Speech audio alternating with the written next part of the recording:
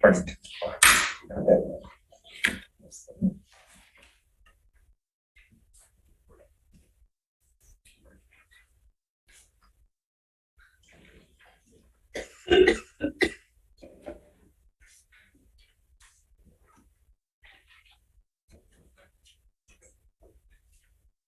All right.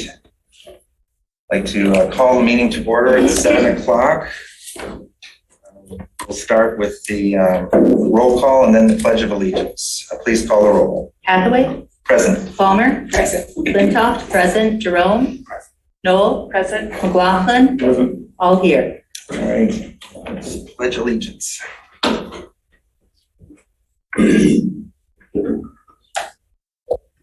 Allegiance to the flag of the United States of America and to the republic for which it stands, one nation, under God, indivisible, with liberty and justice for all.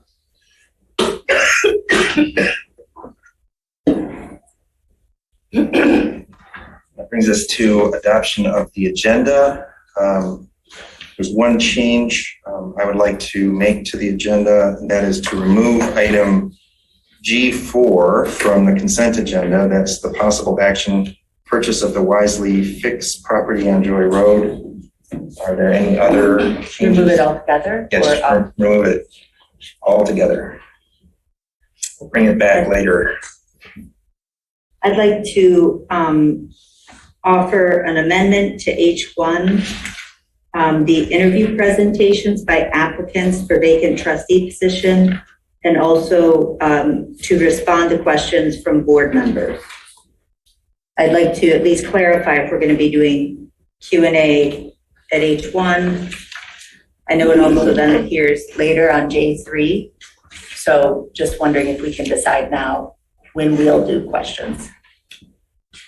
I'm not sure what you mean by when we'll do questions. When the board members will ask questions of the applicants. That is not intended. That's the applicants have been presented with questions to address in their statement. That's the procedure that is proposed as the agenda. If there was some other method that you wanted to suggest, you could have done so, but we did not brief applicants on having questions from the members of the board. And that is not the procedure that we followed when we had applicants back earlier in the year either. We had a list of questions that we circulated around the board. That we had all weighed in on. And these questions came from Jim Murdy. They're fine questions, but we have very different applicants, and I would expect as the decision makers, we would have a chance to. No, it's not a free fire zone for asking questions of the applicants. That's not happening. I think it would be irresponsible not to have some dialogue before making a decision. We will. The board will have dialogue within the board. There will be an opportunity for discussion before we take a vote. Yeah, I think this is a inadequate process, Will. It's so well, if you we talked about having some sort of questions of that. I guess people would like you to speak up.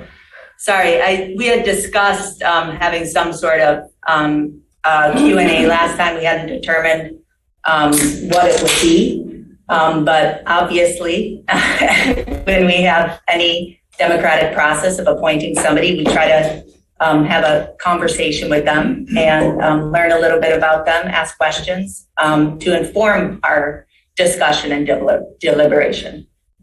Thank you. So that is what you are proposing. You are proposing that we modify somehow item H1 to include back and forth questions from members of the board to applicants? To respond to questions from board members is the proposed amendment. Well, I'd like to say something here too. Sure. The board as a group never approved this process.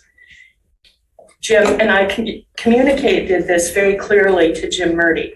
I called him and talked to him for about 20 minutes on this issue and expressed to him that The board never approved this process. I mean, he has put out 3 questions here. They're his questions. They're not my questions. And Jim has no HR experience. Previously, we had David Rowley assisting us with questions, and he elicited questions from all board members. That hasn't happened here. I provided the list of questions that were elicited earlier in the year to Jim Murdy, and he reviewed them and arrived at these 3 questions. That's actually very similar to the process that we used with David Rowley when he was the township administrator. We submitted questions to him, and then he evaluated and sort of filtered them and came back with a list of questions. This is very similar to the process that we used before. We're in a different place than we were before. We have different applicants. No, actually, we have very some similar, we have different similar applicants. Well, we have some that are different. I'd say half of them are different. 50%. Yeah. 50% of them are different, but they're all known quantities. They've all had the same questions presented to them. They all have the same opportunity to speak to those questions. And then we will, all of us, have an opportunity to discuss before we take a vote. I'm concerned with this process because we never agreed upon it as a group. We never did. We should have had that discussion at the last meeting. We had a motion at the last meeting about what the process was to be. It never specified this, that Jim Murdy was gonna provide 3 questions and we couldn't ask any questions. That was never specified. Well, okay, let's take a vote on whether to modify the process to include free questions back and forth from the board members And I to want the 2 applicant. questions if a board member wants to ask. Yeah. Maybe No. they won't want to ask. I disagree. I think that But we is, know that you disagree because you're the one who made this up. So now here we are and making a final decision. this is Jim's proposed process. This is not something that I agree on. yours? Jim, is he available? I mean, he's supposed to be present at our meetings, isn't he? He is present. No, he's not. Jim, would you like to speak to this question? Yes, based on, Well said. excuse me a second. I looked at the process that was used last time.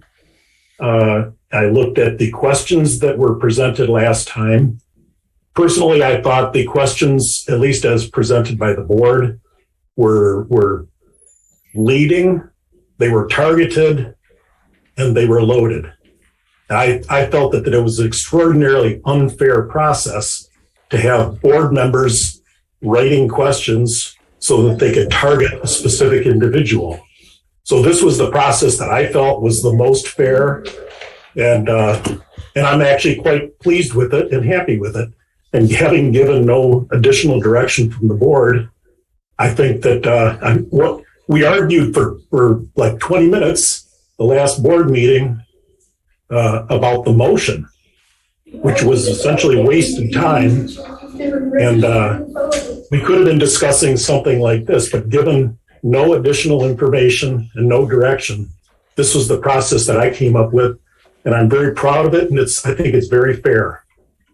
Did you elicit additional information and direction from board members? Just say it, no. I'm sorry? Did you elicit additional information and direction from board members? Any board member. There's no way to really do that without violating the Open Meeting Act. What'd you have a meeting? And the meeting was over. So, I would just, Do we have a motion? Do we make yeah, a motion? I have We a a motion. I'll second it. My motion is to amend H1 to the interview presentations by applicants for vacant trustee position, followed by response to questions by board members. That's my motion. Okay, so we have a motion and you've seconded I'll it, support trustee it. Knoll. All right, let's have a vote. Shall we Okay. amend And H1 to allow for questions after the presentations by the applicants. If board members have them. And this meeting, we're starting with McLaughlin in our rotation for the vote. So McLaughlin, No. Hathaway, No. Palmer, Yes. Flintoff, yes. Jerome, No. Noel, Yes. motion fails 3-3. Are there any other changes, or shall we proceed with approving the agenda? All those in favor of approving the agenda with the amendment of removing G4 entirely, please say aye. Aye. Those opposed? All right, the agenda is approved. That moves us to approval of minutes. And Will, I did want to just move G5 off consent for discussion. Brief discussion on the OPC appointment. It's a little late. It's not late. It's not part of the adoption. It's just We've adopted the You agenda. adopted the agenda. so the removal of the consent items isn't by motion. No. But It's but we've at the approved the request. agenda. Yes, and we've approved the agenda, so that moment has passed. Let's Will, move on to approval of the minutes. So nice. Will, First set of minutes is. I'm sure nobody can see what the August problem 9th. is here, right? August 9th. Are there any corrections to the minutes? Excuse me. I would ask everybody to please be respectful. We're supposed to be a board running the township in this instance. So let's I be asked you to respectful. do that for Mr. Hathaway, and you did not. You don't apply your respect Chastise the rule, guy on his left. I'm asking for respect from everybody, including please. board members. I said Supervisor. everybody. I said everybody. The draft minutes of the special meeting, are there any corrections to the special meeting of August 9th? Seeing none, is there a motion to approve the draft minutes from the 6 o'clock special meeting on August 9th? Moved by McLaughlin, support by Palmer. All those in favor say aye. Aye. Those opposed? Minutes are approved. Regular meeting of August 9th. Are there any corrections to those minutes? Seeing none, is there a motion to approve? Move. So who moved? Did you move by Noel? Yeah, that's fine. Support by Flintoff. All those in favor say aye. Aye. Those opposed? Minutes are approved. Brings us to communications. There are none. There are none. Brings us to public comment. This is the time for members of the public to speak for up to 3 minutes on any matter under the purview of the Board of Trustees. We hear first from those who are present here in the hall, and then from those who are participating remotely. Trustee Jerome, will you be our timekeeper? Thank you. Is there anyone present who would like to speak during public comment? Please come forward.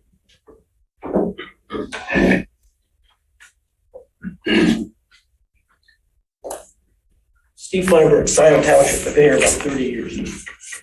I've watched this dysfunction of this board over the last year.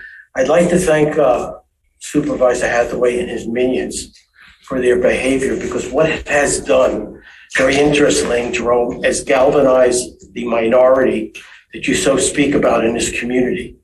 I've never seen so many members of the Scio Township that I know come up to me and speak to me and thank me for informing them of the dysfunction of this group. You guys don't realize what you've created within the township. It didn't happen in the last vote. You got your butt kicked.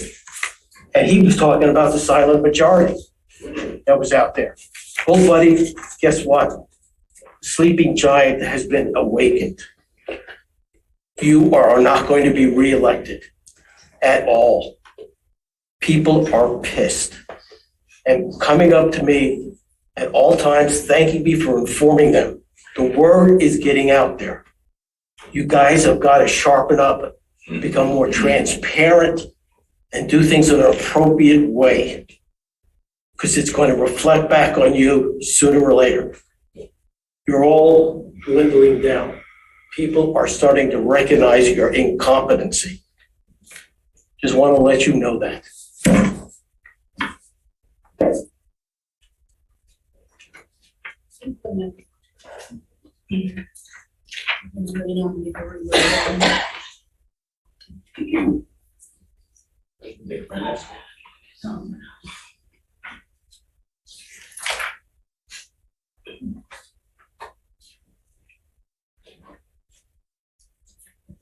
Hello, Kathleen Grant.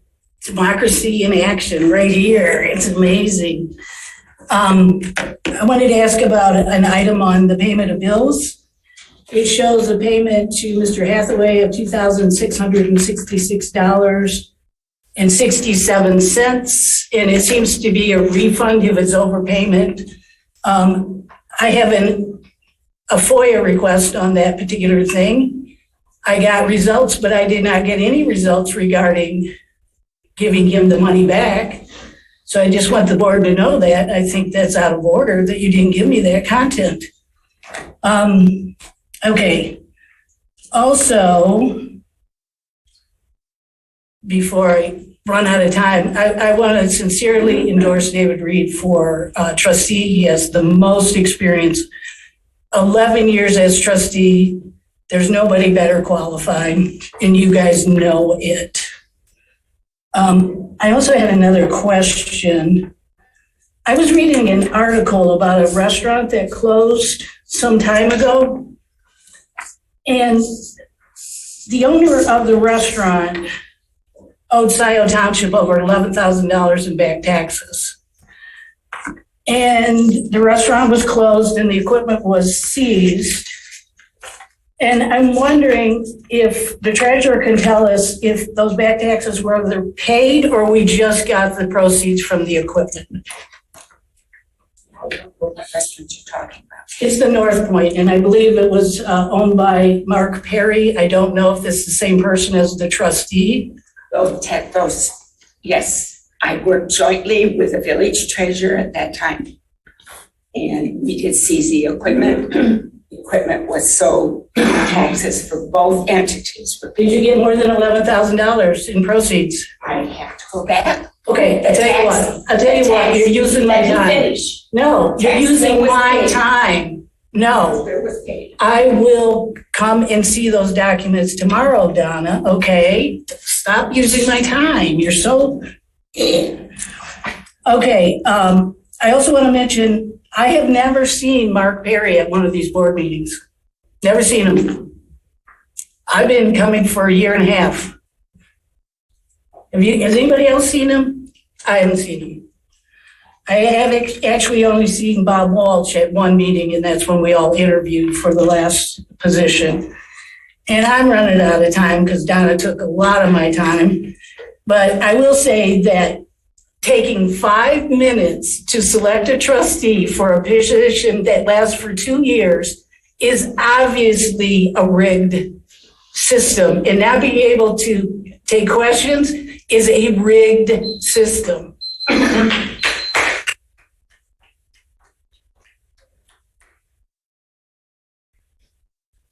I won't take 3 minutes, I promise. My name is Tim Golding. I'm from Grass Lake, and I am the Republican candidate for the state Senate, the new 14th district, which includes Scio Township here. So I have one of my cards I'd like to give each one of you if I could. I wrote my cell phone number on there in case you have questions. You can call me and I'll answer any questions you might have, but I won't take up any more of your time tonight. Thank you for being here. Yeah. Absolutely. Thank you. Yes. Thank you. Thank you for introducing yourself. Thank you.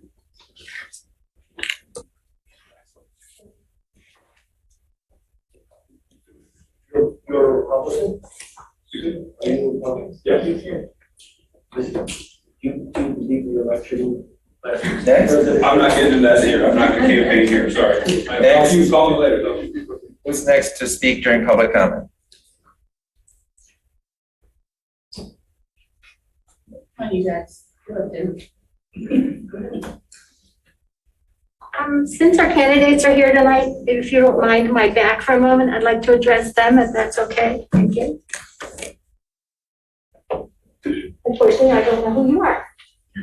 So Bob Welsh and Mark Perry, okay, thank you.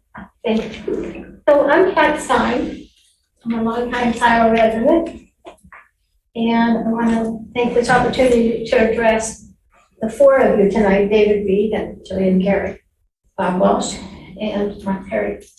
So thank you for your applications to serve as trustees. At this time, we are nearing the halfway point of this board's 4-year term of service. So the candidate that's selected by this board tonight will be serving a full 2 years as our trustee. Of the 4 candidates, I only know 2 personally, that'd be David Reed and Jillian Carey, who would each serve us very well. But with a vast experience and knowledge of all things Scio, I believe David Reed to be an excellent choice for the board to select as our next trustee. Because as we know, Jillian Carey is going to be our trustee. To give you, Mr. Perry and Mr. Walsh, a little background on this board, these last 2 years have been tumultuous to say the least, mainly due to the actions of the supervisor and a few trustees who vote lockstep with him on a regular basis. Lockstep votes that were cast without any consideration as to what would be the best interest of the residents in Scio. A trustee has 3 statutory duties. Township legislator is required to vote on all issues responsible for township's fiduciary health. It's very important as well. Other duties as assigned by the board.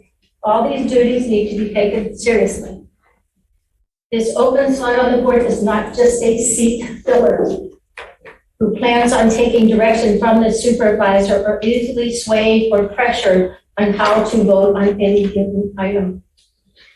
To properly serve as a member of this board, your time outside these meetings would include educating yourself on open issues, reaching out to residents, and most important, to value their input. Be an independent thinker and vote for what is right.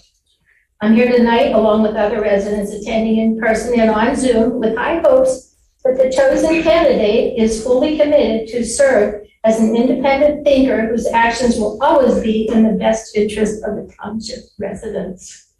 Do us proud and change the direction of this board to one that serves us all, not one that continues to serve only the supervisor. And good luck to you all. My request to the existing members of the board is that you also take the opportunity to do us proud. Select the candidate that is most qualified to act in the best interest of the residents to which this board was elected to serve. Cast your vote for what is right and just. Thank you. Next to speak during public comment.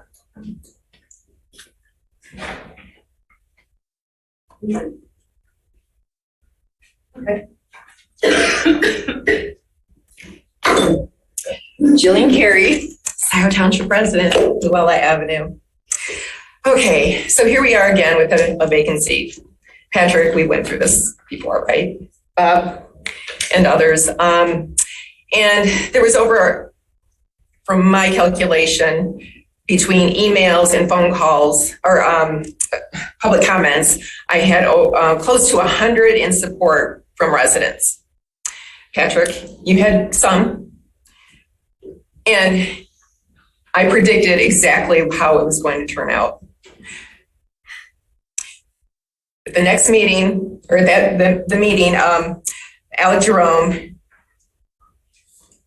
first thing, I nominate Patrick, and then you went for a vote. So that tells me that there was already a decision made. I can see the same pattern being played out here. Now, with Patrick's seat, there had to be an election. I ran a campaign. Patrick ran a campaign. It was hard, wasn't it? Yes. Yes. Abby was in the campaign as well. We had questions and answers, League of Women Voters, all 3 of us attended. There's one other candidate that has not shown his, we don't know who he is. Okay, so I'm suggesting as a neutral here, even though I will be on 95%, there's always a chance, but I will be on the board November 20th at noon. So for this process, since It is unfolding the same way. There's a lot of strife and dysfunction. I suggest that you table this and allow the voters to vote in that empty seat. 45 days from August 9th, I believe, because there was a thing going back and forth about August 5th and August 9th, but 45 days. If you let this go, the county will step in and have a special election for May. I think that is the best, the fairest. It will have the residents have a vote. You are here to serve residents. Let's hear their vote. Let's hear their voice. I challenge anyone who wants this seat. If you are really serious about being a public servant, then you will run for office. You will get out there and you will meet residents. You know how hard it is. And you have 39%. So that's nothing to sneeze at. So I suggest that we have this neutral process and go from there. Thank you.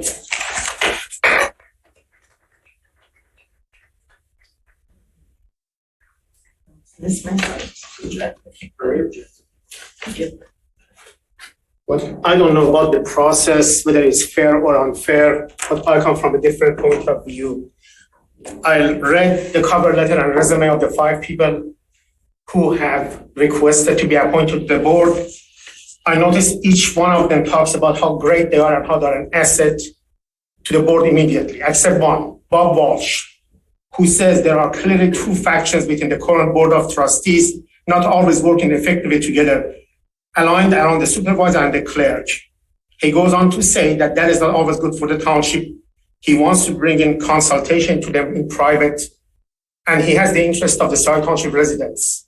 You look at his resume, he has run many successful businesses. He's an MIT graduate. He's a U of M graduate, obviously eminently qualified. Furthermore, this is to Patrick, to Jerome and everybody else. Right now, the way that our state is set up, the way that our way of life, those of us who are progressive, is under attack. And this is not hyperbole. Right now, the law and the book in the state of Michigan is that because Roe v. Wade was overturned, there's only health of the mother. In case of a rape and incest, somebody is forced to bring the baby to term in this state unless the governor is successful in getting the Supreme Court to change it. So there are many local communities who are not thinking, how do we want to align? They find this is a bellwether state. Once Trump won it, once we won it. The question is that there are no Republican areas who are appointing openly a Democrat to their board. We have one opening. If you are really true Democrats, you appoint Bob Walsh. There is enough power struggle going on in enough areas which are Republican oriented. I have never heard of, and I did complete research, of any single municipality right now which has one opening and is forfeiting that opening to the opposite party. Bob Walsh is a man of integrity. I don't know him. I had very good conversation with both Bob Walsh and Mr. Mark Perry. Both nice people. I called both of them. They were both gentlemen. They called me back. We had a comprehensive conversation because, as you know, I often say that Scio Township is 25% non-white, but the only person who is representing them is me. So you guys are really doing taxation without representation, because in any of the preferables, I don't see a single minority being appointed, except DBA, GOS, the Downtown Development Authority. So you got 25% of the population who doesn't even want to get involved with the government because they're afraid that you guys don't do anything for them, and they're afraid if they step forward, they're going to raise their taxes. That is how sad it is. They tell me, no, we don't want to get involved with them. Maybe our taxes will go up. It's a misconception because that's not how the system works, but that's the perception because there is no outreach. Bob Walsh is somebody who will step in. He has been obviously praised by both sides. Both supervisor side and Jessica's side have asked him to serve in different positions, and he has done so. He has done so in business. So for that, I implore you, this one time, be your own person, please. Thank you, Abby. Thank you. Who's next to speak during public comment?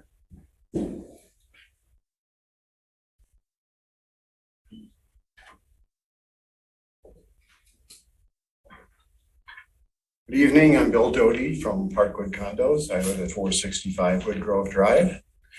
Here to address Aubrey Grove. You've heard from us before. For the last 5 months, we've been attending your meetings, and talking to you about the open issues that we have recognized with SP 21021 for Aubrey Grove. The new site plan has not yet been submitted, and we've identified a lot of different issues regarding zoning, regarding the wetland buffer ordinance that's not being followed. So it occurs to me that having had a lot of residents speak, a lot of issues brought forward, that would make sense that you would think about passing this back to the Planning Commission so that you don't have to spend your time on this. Let them solve all the issues before it comes before you. I think that would probably be the fairest thing for your time and get us off the docket, basically. But anyway, that's a thought of mine that occurred this week, and I think that you might want to consider that. Thank you. Thank you. Next, during public comment. Everyone who would like to speak, who is present in the hall, has spoken. Let's turn to those who are participating remotely. We have Pam Boyd, followed by Caroline Altamore. Pam, you can go ahead. Thank you. Pam Boyd, a Scio resident. Donna, the board, some on this board, respect needs to be earned. Shall we play a game? Especially after the supervisor blocked additional questions, I might add. How many residents will be supporting a candidate and who will be chosen for trustee by some on this board? Will this be a replay of the last time this board chose a trustee? Looking over each of the candidates' application, I would say that each are qualified to be a Scio Township trustee. Therefore, I would like to ask each of the candidates a few questions for a deeper dive. How many Board of Trustee meetings have you attended in the last 2 years? Surely you have been interested enough to have been actively attending meetings, at least on Zoom, for months now. Since we don't know who is on Zoom, it's hard to know. How well do you know the history of this board? How many times in the last 2 years have you spoken in public comments during board meetings?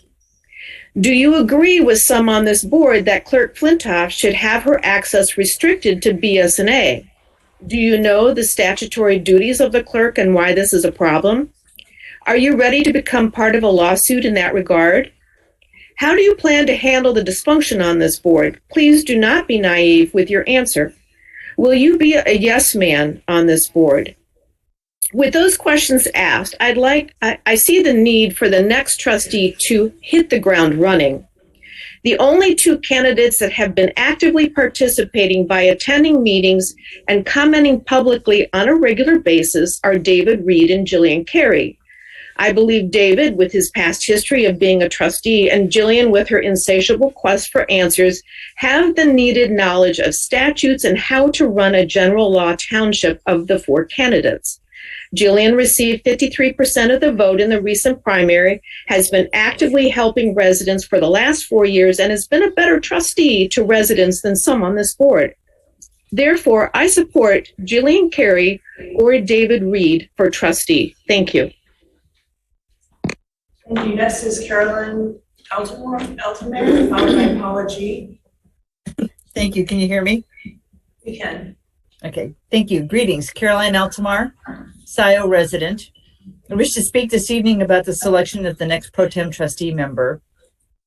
I looked it up online. These are some of the qualities and abilities recommended by the Michigan Township Association. To demonstrate knowledge about township law, government responsibilities, functions, and powers, communicate and listen effectively, utilize consensus building techniques, manage adversity and hostility, demonstrate ethical behavior, possess vision, understand the roles and responsibilities of other elected and appointed offices, demonstrate knowledge of the various committees, boards, and commissions serving the township, be aware of what constitutes lawful township expenditures, and utilize strategic planning to obtain objectives. The current board has fallen down in managing the fiduciary health of this township, has not managed adversity and hostility, and has not demonstrated ethical behavior. There are specific board members that have not demonstrated knowledge of township law and understanding the various committees.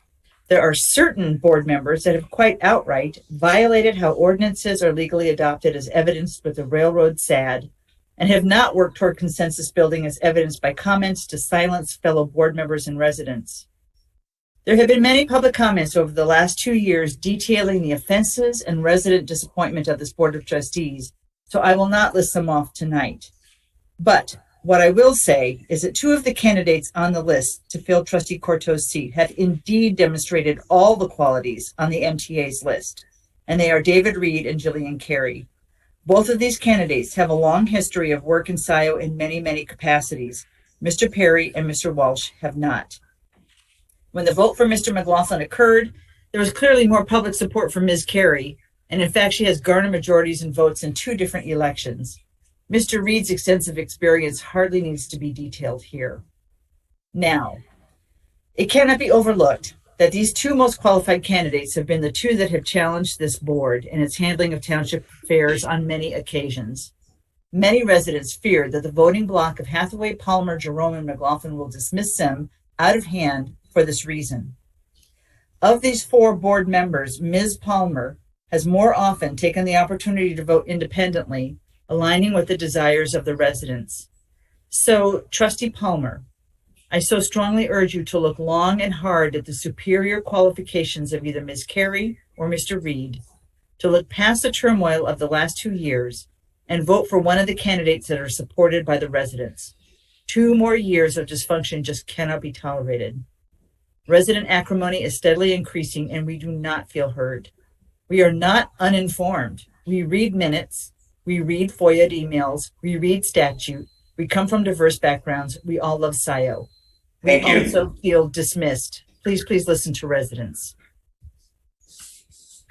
Thank you. Next is Paula G, followed by Roger Rail. Paula, you can go ahead. Yeah, good evening. This is Paula Gloverson, Scio resident. This goes back to the freedom of speech issue when we cut the minutes. I don't understand why the clerk's idea and Trustee Noel, why questions cannot be formulated by each board member. That just seems really odd to me. And secondly, I want you to be aware that a fairly prominent real estate person actually told me the leadership of the township, people are noticing it. I went to and had my teeth cleaned, and the dental hygienist said, "Oh, I hear all kinds of stuff about Scio Township," because I was mentioning that I had worked on some issues. So, this isn't going unnoticed, and maybe we'll have to wait 2 years to get re-elect different people.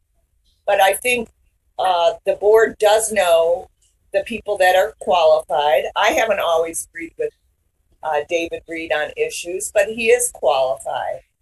And I don't know Mr. Walsh very well, but I'll say just because and this is my own theory, you could be a farmer and be very well qualified to be on this. You don't have to go to MIT or U of M or have a PhD.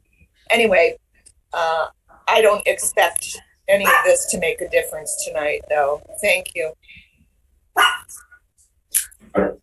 This is Roger Rail, followed by I'm Roger Rail. I live at 3141 North Wagner Road and have been a resident of Scio for, I guess, since 79. So it used to be that Scio government ran behind the scenes. And things happened, and sometimes they were good, sometimes they were bad. But now everything is especially in the last 2 years, has been more on Zoom. And we don't like to, the residents of the Scio Township want to see effective government. We want to see consensus. We want to see arguments made and discussed, and not just pre-made decisions. I advised Will, because I had worked with him on Scio Residents for Safe Water. We had actually added it to the board, but I advised Will at the last appointment that he should have appointed Jillian right away, because she got a significant portion of Scio Township votes. And that would have helped leave some of the discord that's happened in the meeting. And the same thing I would recommend now is appoint either, well, probably David Reed has the most experience, and Jillian's probably going to get elected anyway. So either one of those two would be fine. And even Bob Walsh, in his work with the volunteering for Scio, I think would bring some middle ground and more consensus to the decision making. And I would like to think that all of those board members will think ahead and what does good government look like? And I think a lot of the viewers can agree that we've not seen really good government in the last couple of years. It's been a little bit too disruptive and one-sided, and I think we need to have more debate. I think it's fine to ask questions of the applicants and get answers, and because that's what happens during elections. And elections are, bases of democracy, and we're already seeing the threats to democracy on the national level. We certainly don't need to see it start incubating at the local level. So, thank you. Thank you. Next is Alan Romano, followed by Peter Davis. Alan, you can go ahead. Good evening. Can you hear me? Yes. My name Could hear you. Alan, we can't hear you anymore. It's muted. He's not muted. Okay. There we go. Alan, are you there? Can you hear me? We can now. We can now. Okay, very good. Okay, like I said, Parkwood Condominiums, calling in to support my fellow resident, Bill Doty. And this evening, I'm just going to give you a kind of a quick summary of Parkwood's involvement, giving you some numbers. Over 6 months, Parkwood residents have made 12 consecutive appearances before the township by 15 different concerned individuals. We have presented 14 subjects. Our premise: at the build density proposed, this parcel is fundamentally flawed. And I'm going to restate those 14 subjects. 1, density, which is community composition. 2 is the 20-year zoning, which is 5-acre minimum ordinance, which was deemed invalid. 3, developer project growth. 4, stormwater. That would be runoff testimonials. Then stormwater real estate impact. 6 is site plan review, unaddressed Carlisle-Whitman recommendations. 7, increased community traffic. 8, township encouraged developer to increase density from 26 to 35 units. Number 9, units on top of 2 wetland fill-ins. 10, retaining walls surrounding wetland protection for AG. 11, site contamination, heavy metals in this case.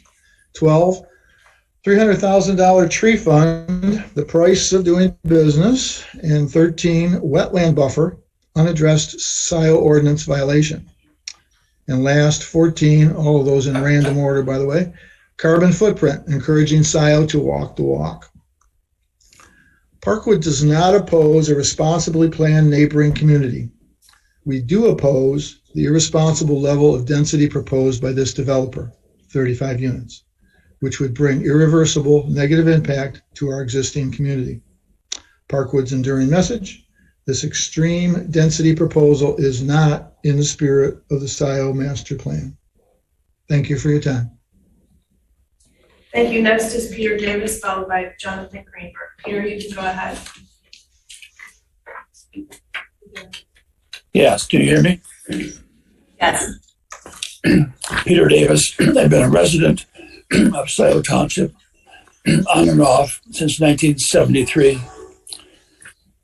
I'm very familiar with the requirements needed to be a township trustee because in between my two periods of residency in Scio Township, I served as 8 years for Andover Township as a trustee. Everyone got along very well, and I'm aware as to what needs to be done. I think in Scio Township, right now we have a toxic atmosphere in the township. I don't think that we should have another Will Hathaway selected trustee on the board. I think that while Robert Walsh has qualifications, he's another Ford man, and we already have Alec Jerome who works for Ford. We don't need two people from Ford. I think that David Reed is the logical choice. He has the most experience. He would bring a consensus, I believe, between the two sides on the board. And with respect to Will Hathaway's choice, I think that there are obvious problems with Mark Perry's candidacy. First of all, he's been on the Board of Review for 10 years. And his CV says that he is the now presiding member of that board. So he runs the Board of Review for 10 years, and he therefore runs afoul of the statute. The General Property Tax Act of 1893 as amended was found in Michigan Compiled Laws 211.28, subsection 1, dealing with the Board of Review for townships and cities. It states that a member of the township board is not eligible to serve on the Board of Review to fill any vacancy. There are obvious reasons for that. The duties of a member of the Board of Review are vastly different from the duties of a township trustee. And if this board were We lost you, Peter. You lost me?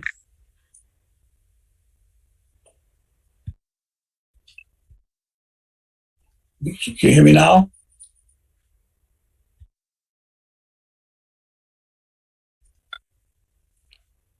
Hello? Am I still? Hello? You're back. I'm back? I don't know where I left off. You left off, you said that 211.28 subsection 1 says member of the Board of Trustees is not eligible to serve on the Board of Review. Yes, therefore, if Mark Perry were appointed today, he would be unable to serve on the Board of Review, on which he is now the chairman, apparently. So he's disqualified from being considered by the statute. There's a terrible conflict of interest. He can't say, I'm going to resign from the Board of Review, therefore you should appoint me to the Township Board. He presently is a member of the Board of Review, and if you make him a member of the Township Board, there's an irreconcilable conflict. So he should not be considered. David Reed is my choice. He clearly would be a consensus builder, and I believe would help correct the toxic environment in the Township Hall. Thank you, Peter. Who's Thank next? you, Peter. Thank you, Peter. This is Jonathan Greenberg. Jonathan, you can go ahead. Thank you. I know many of you know I tend to hold back and not really say what's on my mind and beat around the bush. But today's going to be special. I've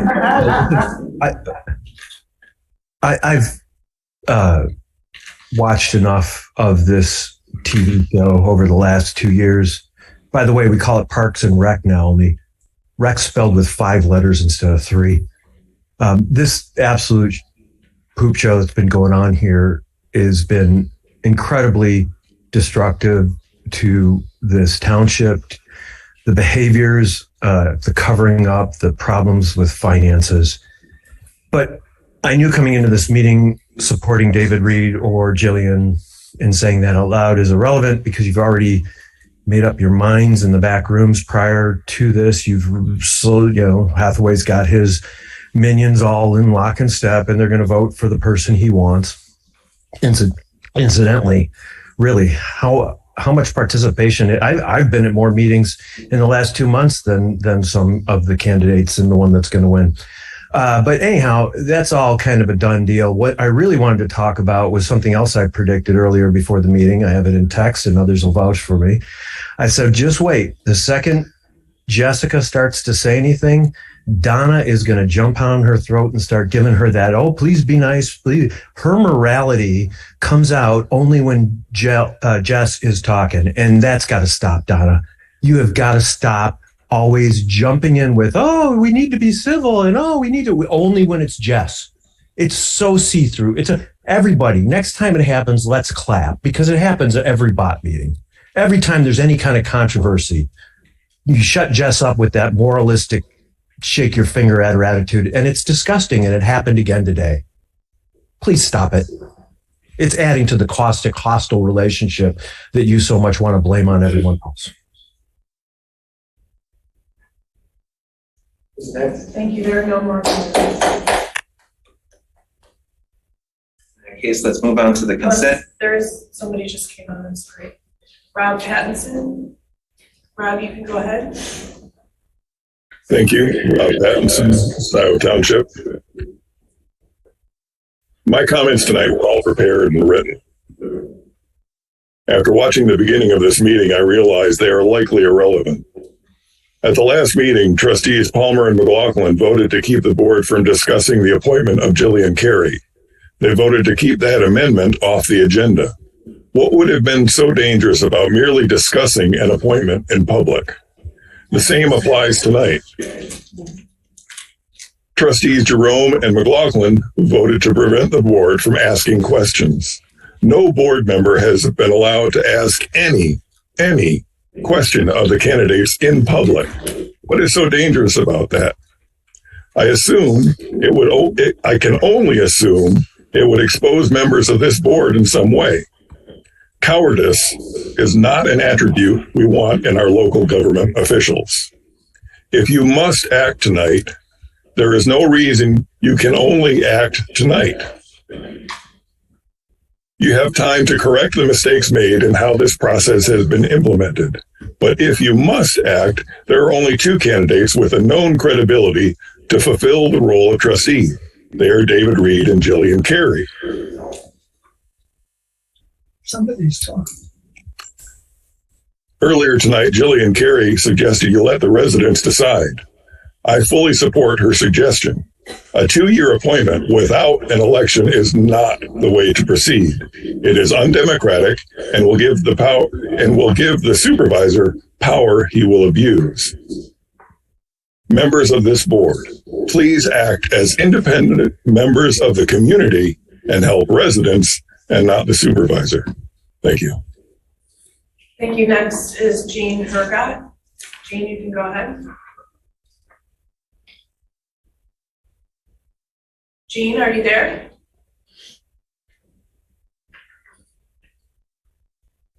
Get a hand raised. Can you hear me? Yes, we can hear you. Okay.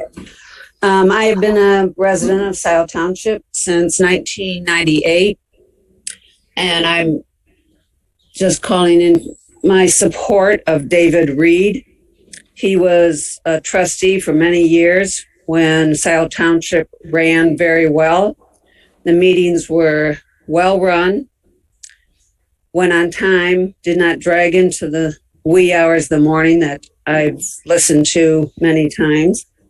He has a lot of, his background proves that he is a leader, that he understands the Scio Township regulations, rules, all of that, and what has been going on during this board's term has been very embarrassing. I have friends who don't live in Scio Township, and every time we get together, they laugh and talk about what the heck is going on in Scio Township. So we need someone who is a steady Eddie that can help the board out and stop all the feuding that's going on. And I just want to give my support to David Reed. Thank you.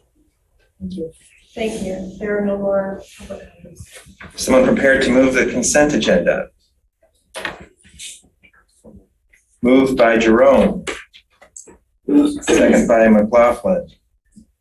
Please call the roll. McLaughlin, Yes. Hathaway, Yes. Palmer, Yes.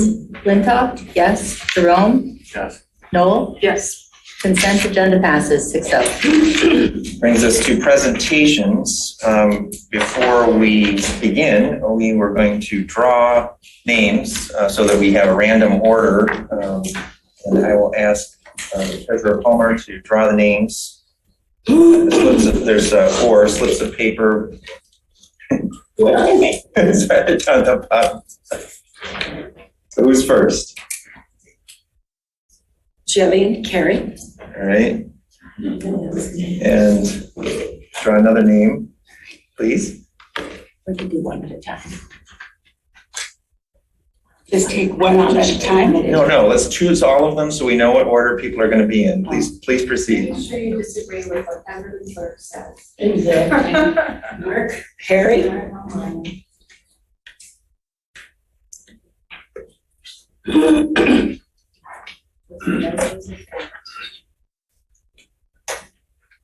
Robert Walsh. Here's this last one. I think we know who it is.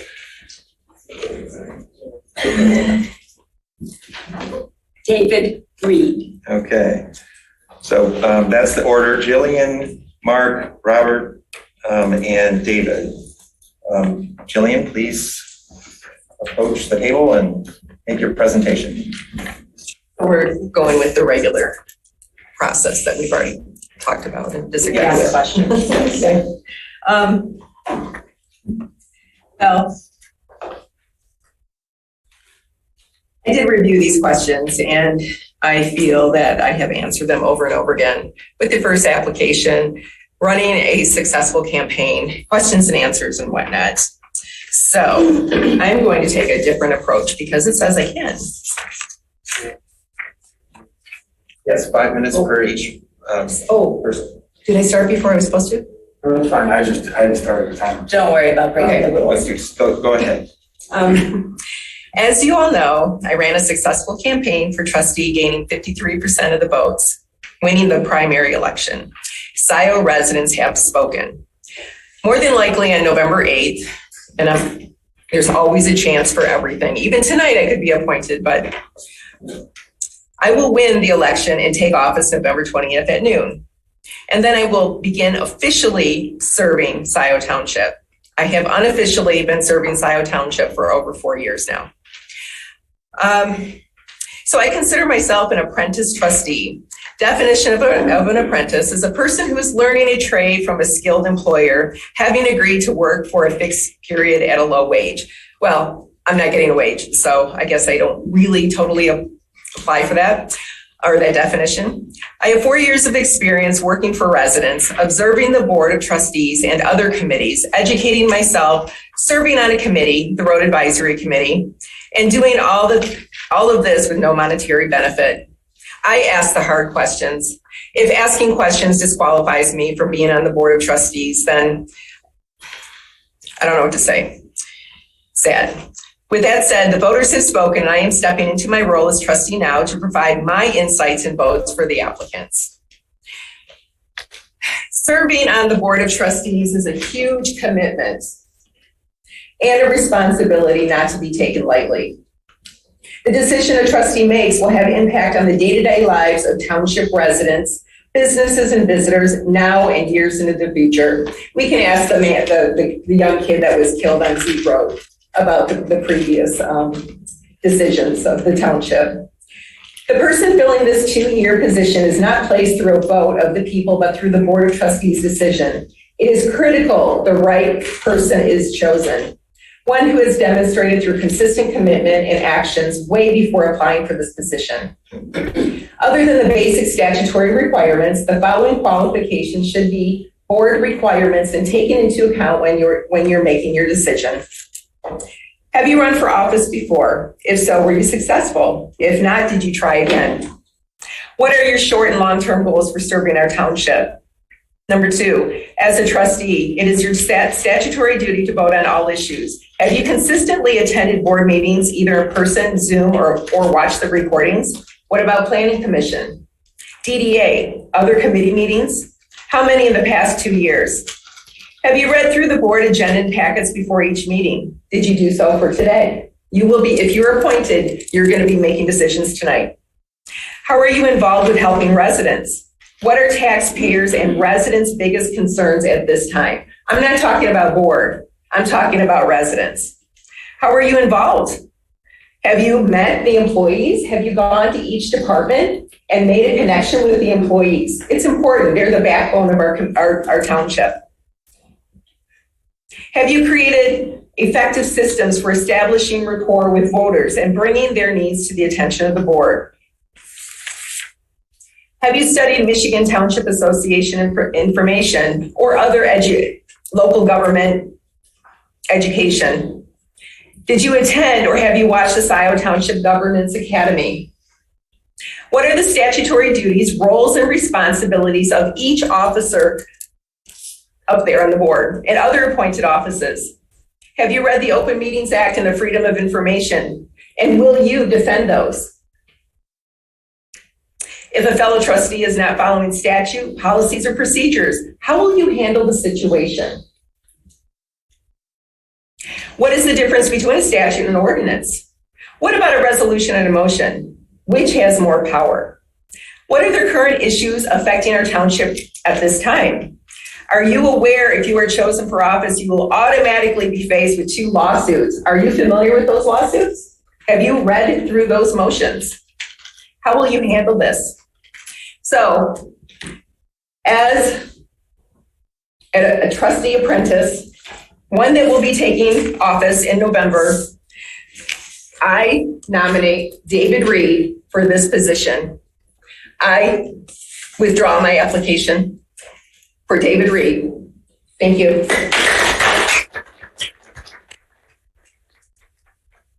Well done.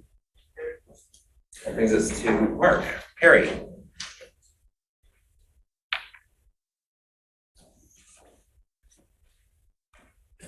Good evening. My name is Mark Perry, 760 Eltham Court, Scio Township, Washtenaw County, Michigan. I'm seeking appointment to fill the vacancy of Township Trustee.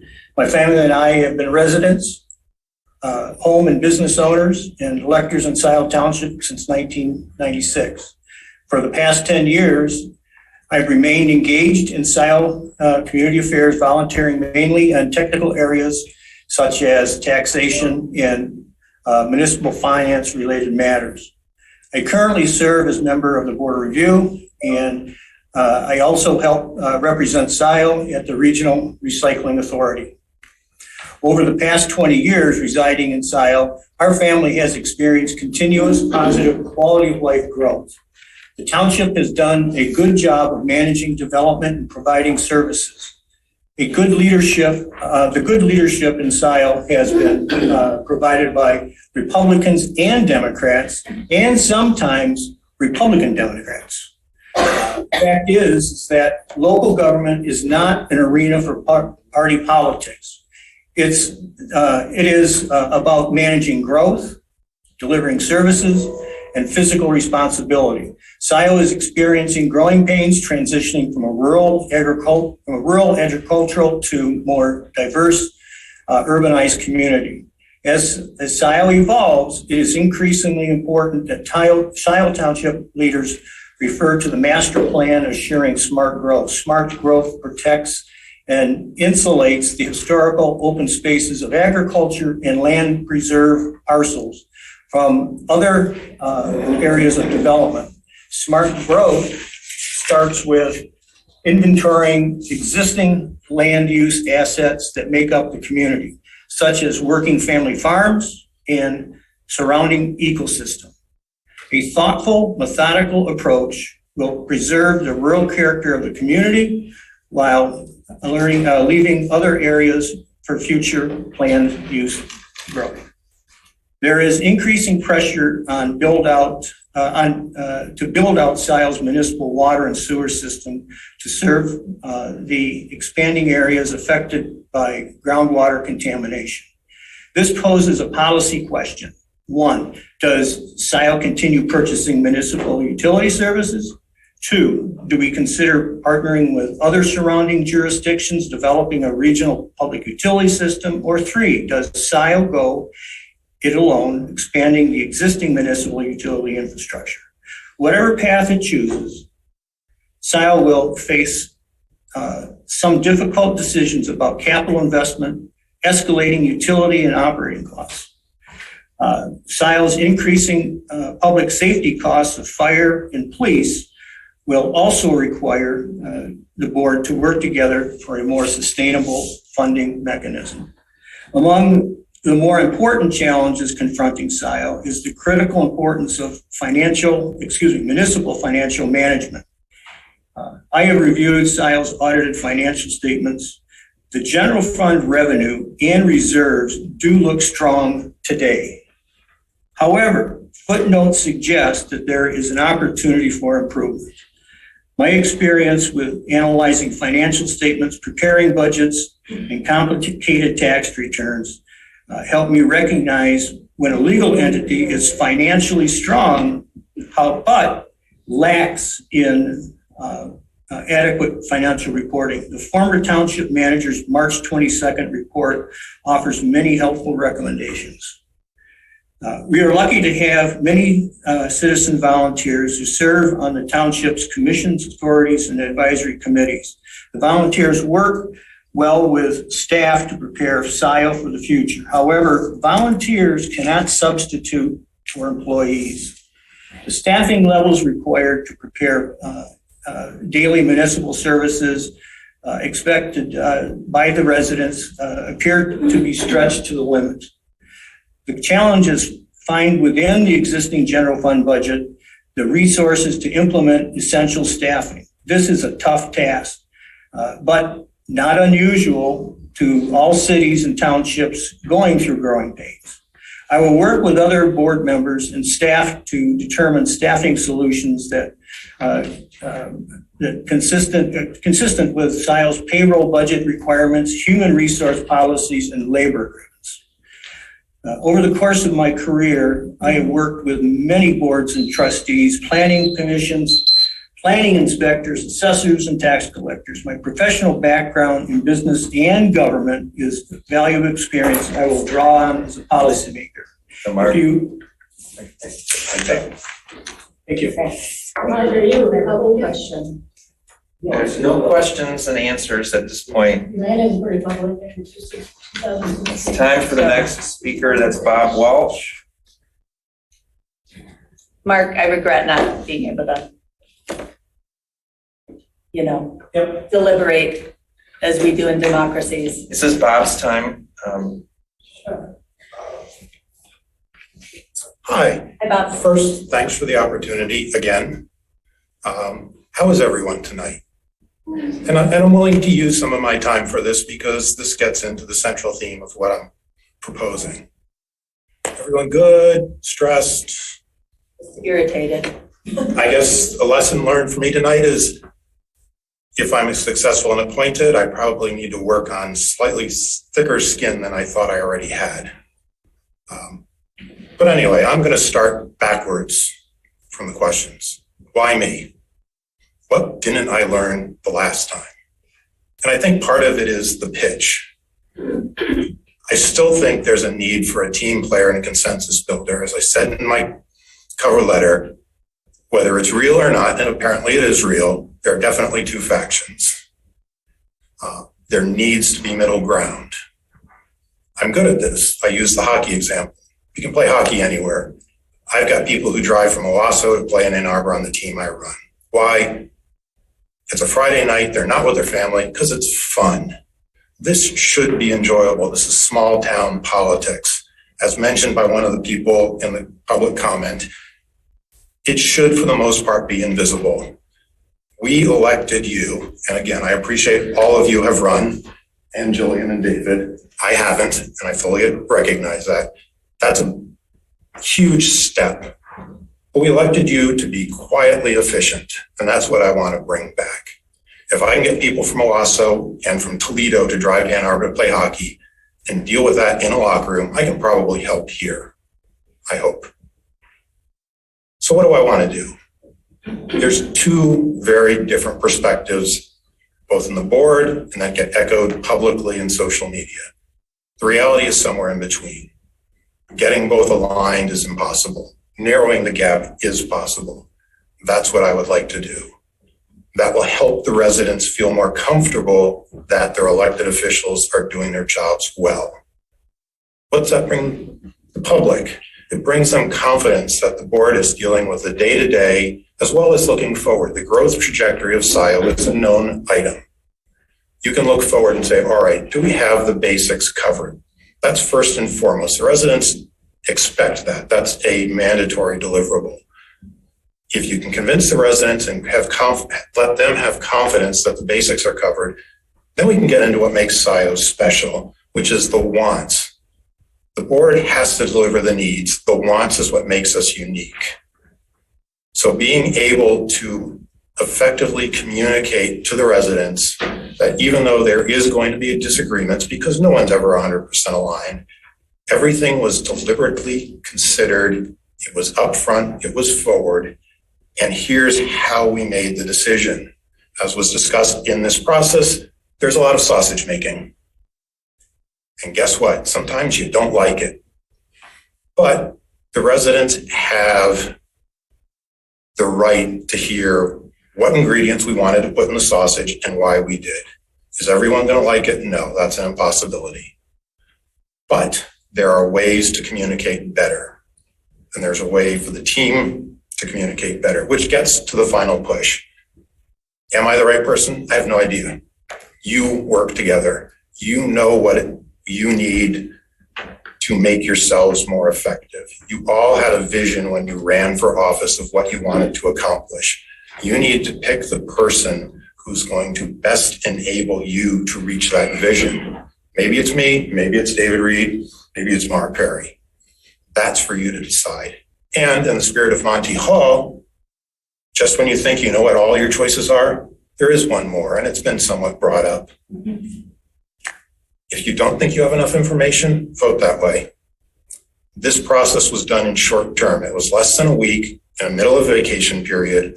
There may be better qualified people who just didn't know.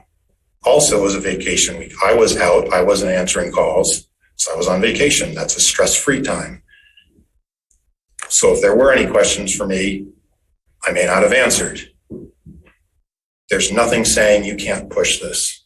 So look very carefully at each one of the candidates.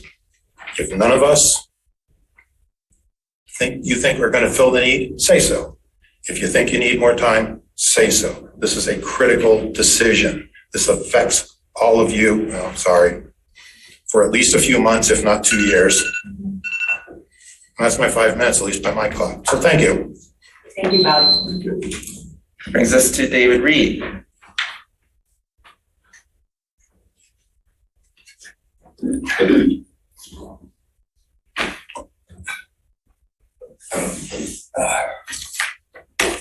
Board members, thank you for this opportunity to speak tonight. To former trustee Courtreau, I understand your decision. I know it was hard, but it was the right thing to do for you, your family, and the township. I have been in your position. I know it's very difficult. I'm sorry for you, and I feel your pain, Jackie. Let me start with my qualifications. I was a Scio Township trustee for about 11 years and was elected 3 times. I have a working relationship with many of the township staff and some of the firefighters, and I'm familiar with the township procedures. I've been a member of the Planning Commission, the Land Preservation Commission, the Transportation Alternative Planning Committee, the Roads Committee, and the Public Safety Committee. I was the board's representative to the Wave Board. I've also served on several ad hoc committees going back to 2005, working on public safety, paths, and transit issues. Now to the challenges. I believe that now former Administrator Rowley detailed the challenges facing the township in his 11-page memo dated May 15th of this year. It can be found in the board packet for the May 24th meeting as an attachment to the board reports and should be required reading for all board members.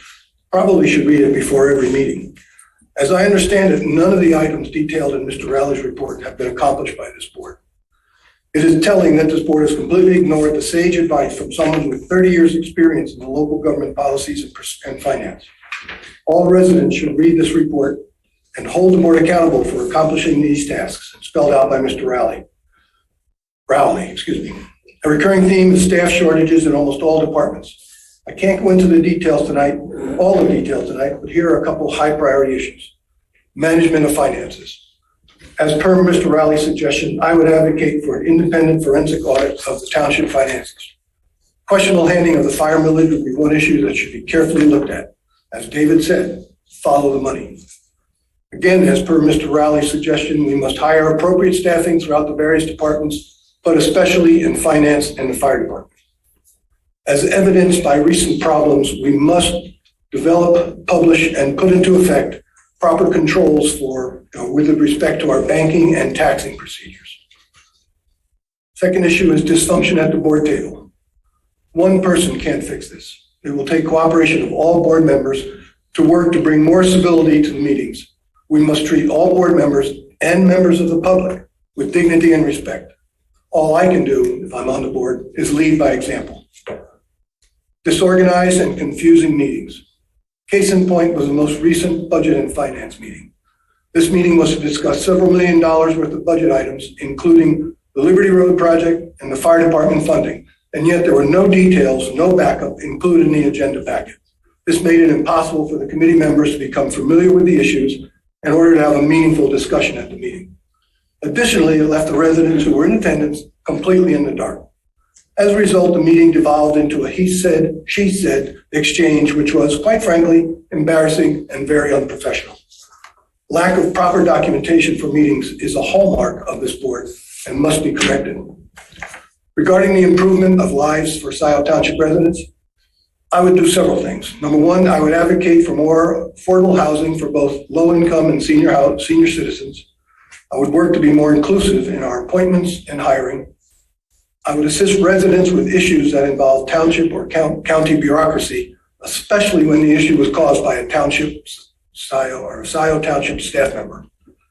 I would continue our progress towards a walkable community, continue our process for making our parks, preserves available to all of our residents, advocate for sustainable energy usage within township buildings and the township itself through, among other things, installation of solar panels and EV charging stations.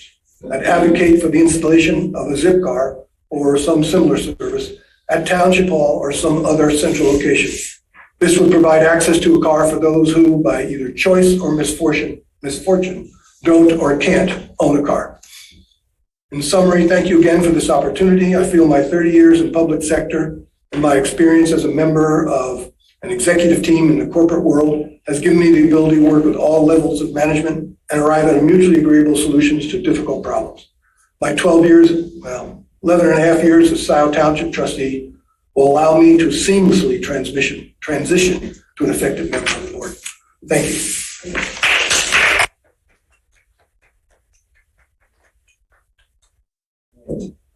That moves us on to unfinished business. There is none.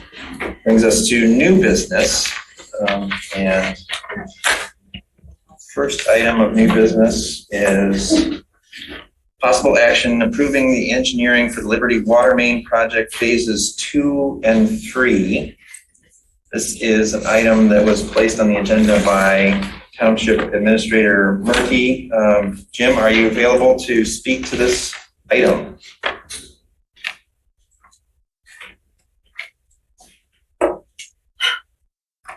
Actually, is Matt? I am available as well. Okay.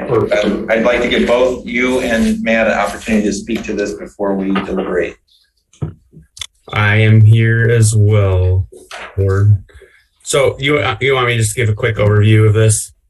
Yes, please. Okay, so in your packet, you should have a letter recommendation to proceed with phase 2 and 3. This is for the Liberty Road water main. If you remember, going way back to June of 2021, Scio Township awarded Paymar Enterprises the Liberty Road contract. You authorized phase 1 to proceed. That phase is approximately 80% complete. The $2 million phase includes a pretty advanced PRV system and water main extending from Nye Funeral Home to the west side of Scio View. All the pipe is in. We're just waiting for the different components because of the long lead time and the supply chain issues. We're still waiting on some of the valves, but that project is on schedule, and in fact, a little bit ahead of schedule. We're just waiting on DTE for some electrical conduit and some feeds to the vault, and we'll wrap that up probably later this fall. So now October is when Paymar would like to proceed with phase 2 and 3. And if you want, just for the public's knowledge, I can share my screen if that's possible. I have a map that's up that will show kind of the extent of it. So I'll go ahead and try to do this. So here, I think you're seeing a map. Does everybody see that? Yeah. Okay. So here's where we left off. This is the west side of Scio View. We'll actually traverse along the cart path of the polo fields. We've worked extensively with them to get an easement. The township secured that. And then the water main will come down Dornock, and then we'll tie in just east of Eagle Ave. That's phase 2. Phase 3 is just this little area here where we're going to directionally drill under the wetland and then tie in here. This will provide more redundancy to the polo field neighborhood. And this phase, all in all, is about $1 million. It's a little less, like $920,000.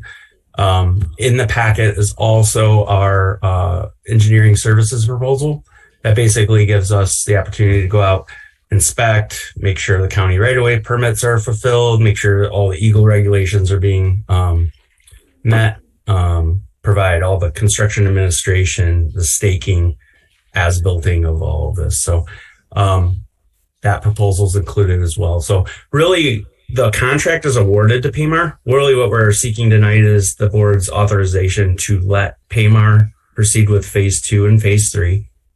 And then the authorization for OHM's construction phase services for those. So with that, I guess I'm available to answer any questions. Jim, did you want to add anything? The only thing I would add to this is at least my component of this. I certainly defer to the engineers. I think OHM did a terrific job in getting this thing going and continuing with the project. I know it well preceded my time as interim administrator. So my primary concern was to make sure that we had the funds to actually pay for this right now. We were fortunate to have a community benefit grant from Trailwoods, which was $1 million, and it was intended for various improvements to sewer, water, various. It didn't, in fact, address this particular issue, but it was other issues having to do with the Scio Township sewer and water system. So with the $1 million Trailwoods grant and then a small amount from the water fund, we were able to fully fund this without going out for either any additional funds or any bonding, which is a fairly expensive proposition. So this was more or less my involvement, is to help make sure that this project was funded so we can move forward and complete this it's been a long time coming to finish this entire Liberty water main project. If you have any questions, I'll be happy to answer those. Great.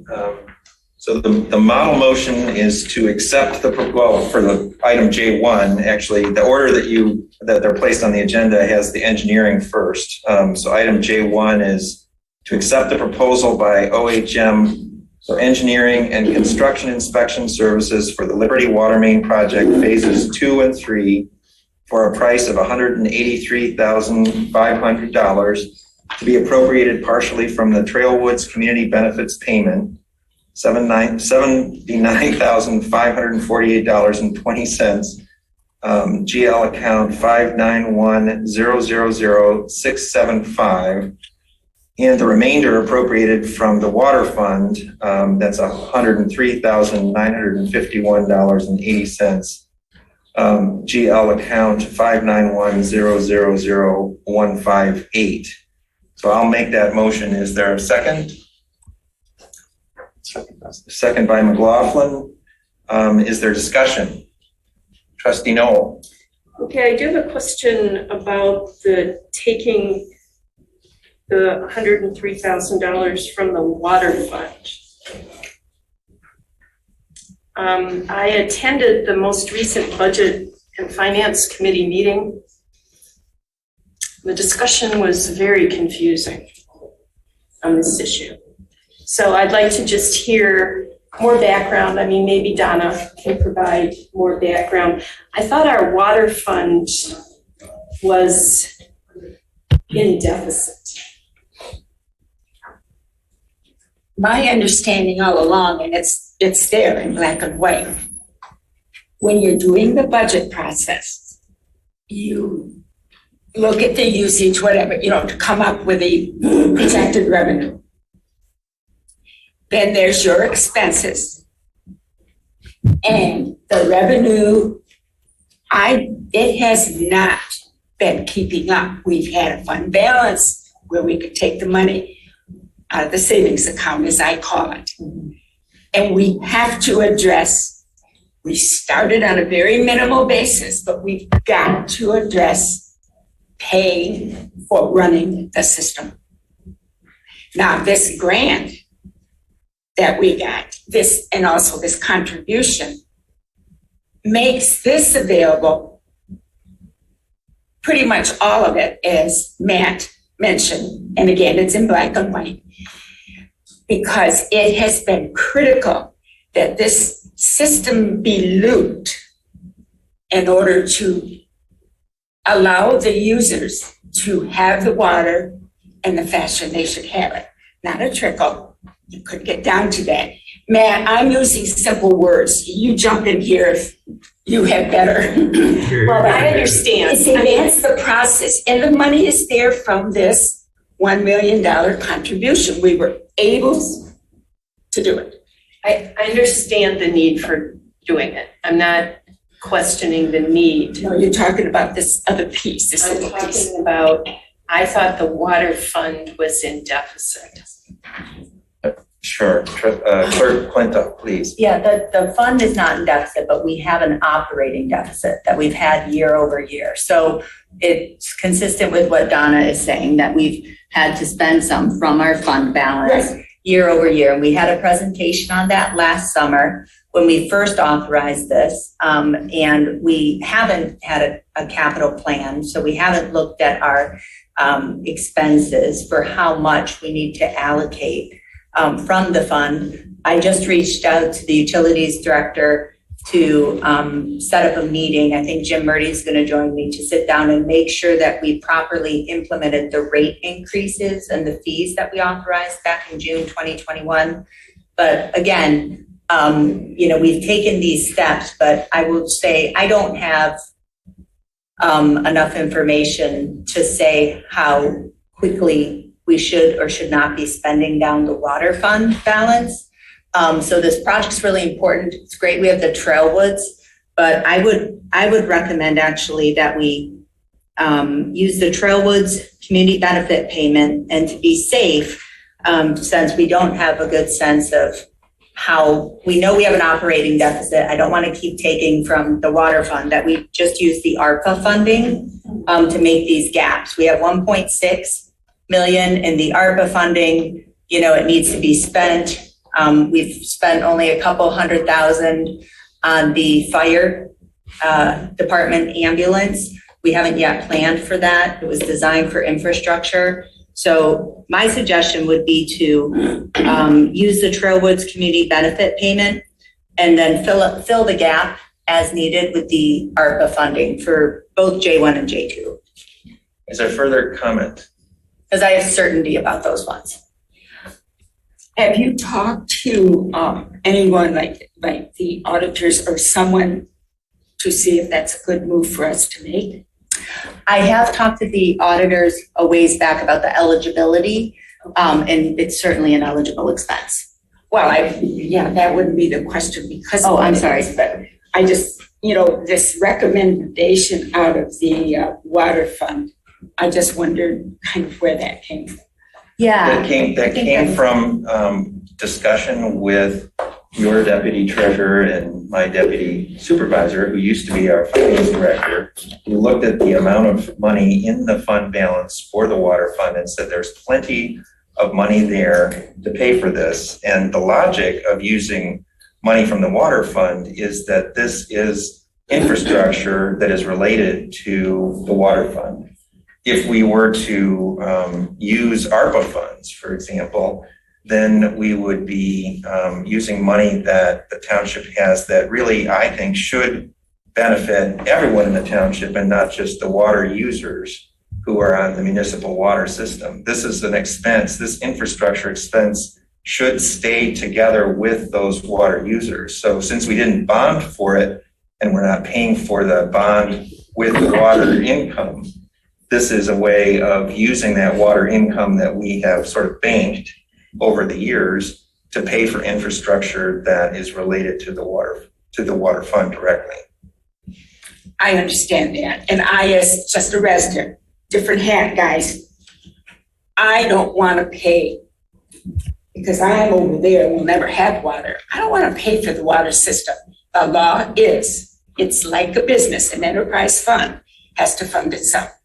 So I understand then using the 103,000, which yes, folks, it isn't going to break the fund. There is money in the savings account, but we can't keep bleeding it down. We've got to address being able to run the year on the money that comes in for that year. We keep saying that, and it's concerning to me that we keep repeating. Well, then we need to do something about it. And we don't talk about it. Trustee Jerome. Just three quick things. One, the project understand, and you have phase one water MENA, just please correct that. So it says water main east of the polo fields. Secondly, Matt, you said, so we've already awarded this to Paymar? That's correct. And did we have any decrease in mobilization costs because they were going from phase 1 to 2 and 3?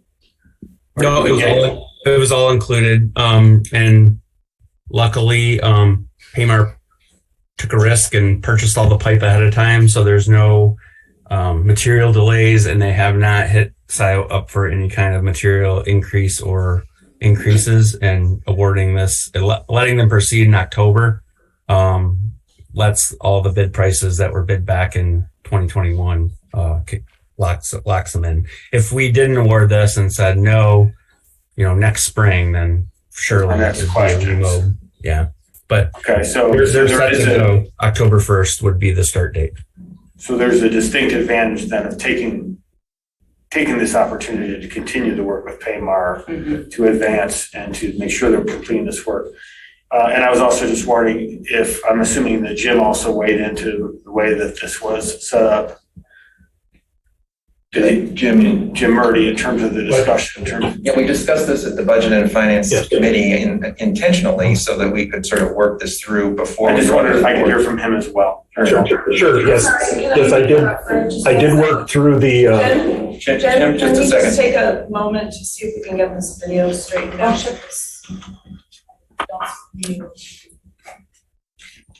Thank you, Matt, for answering those questions. Oh, you're welcome. Where'd you see it? The letter to you, project understanding, phases of this project connect phase 1 water MENA east of the Polo Fields Golf Course. The letter to me. Oh, from OHM. Yes. Oh, is that in our proposal, Ms. Spelling? Yeah. It's just it's in the first sentence. It just killed me. That's all. I'm sorry. So Alec, concerning at least my participation in the funding conversations that we had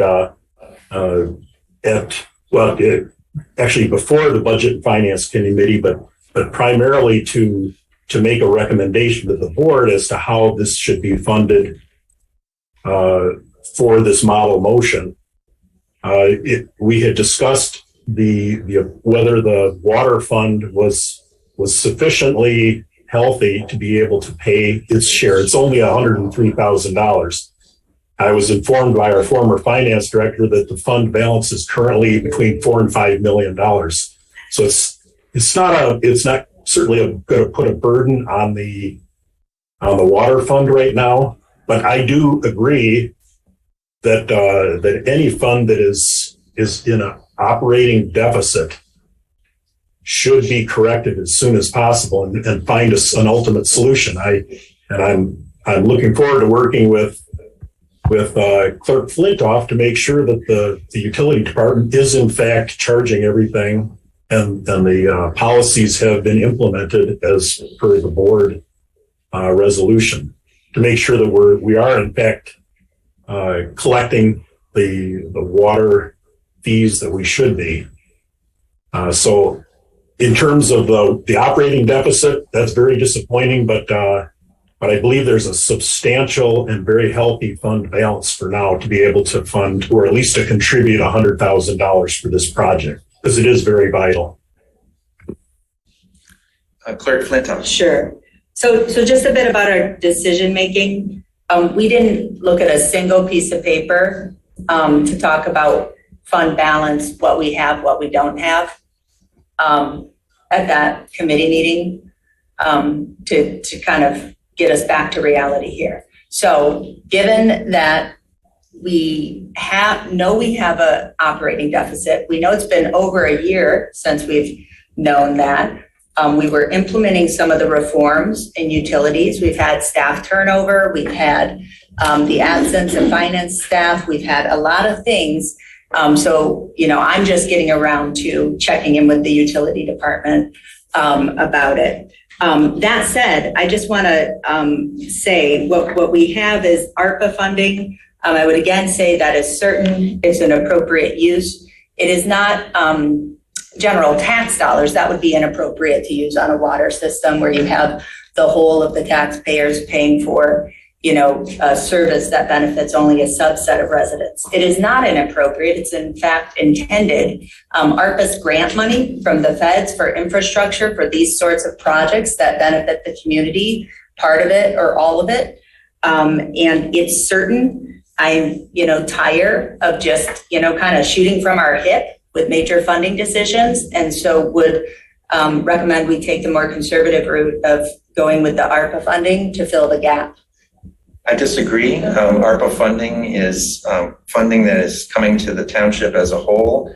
We have resources to pay for this out of the appropriate fund. There's millions of dollars in the fund balance for the water fund.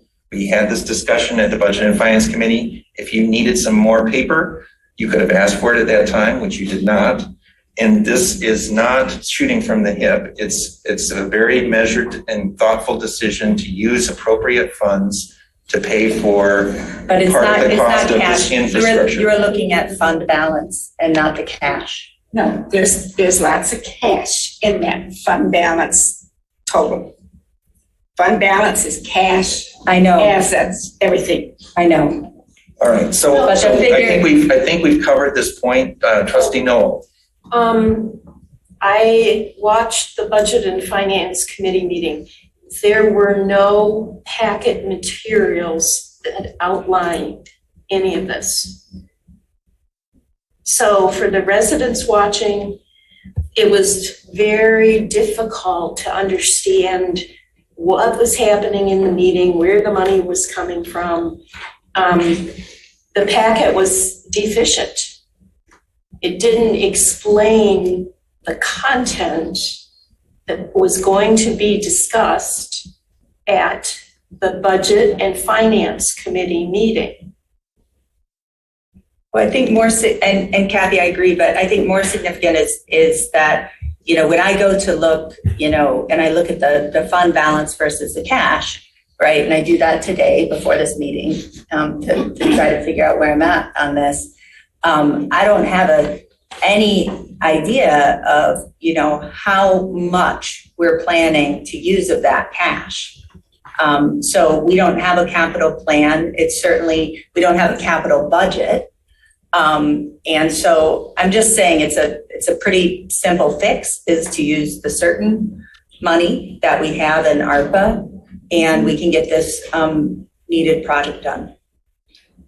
Are there further comments from those who haven't spoken yet? No? In that case, I would like to proceed with calling a roll on the motion. I'd like to offer an amendment to the motion. The amendment would be to modify the model motion, the remainder appropriated from Fund 285 ARPA funding instead of the water fund. A motion by Flintoff.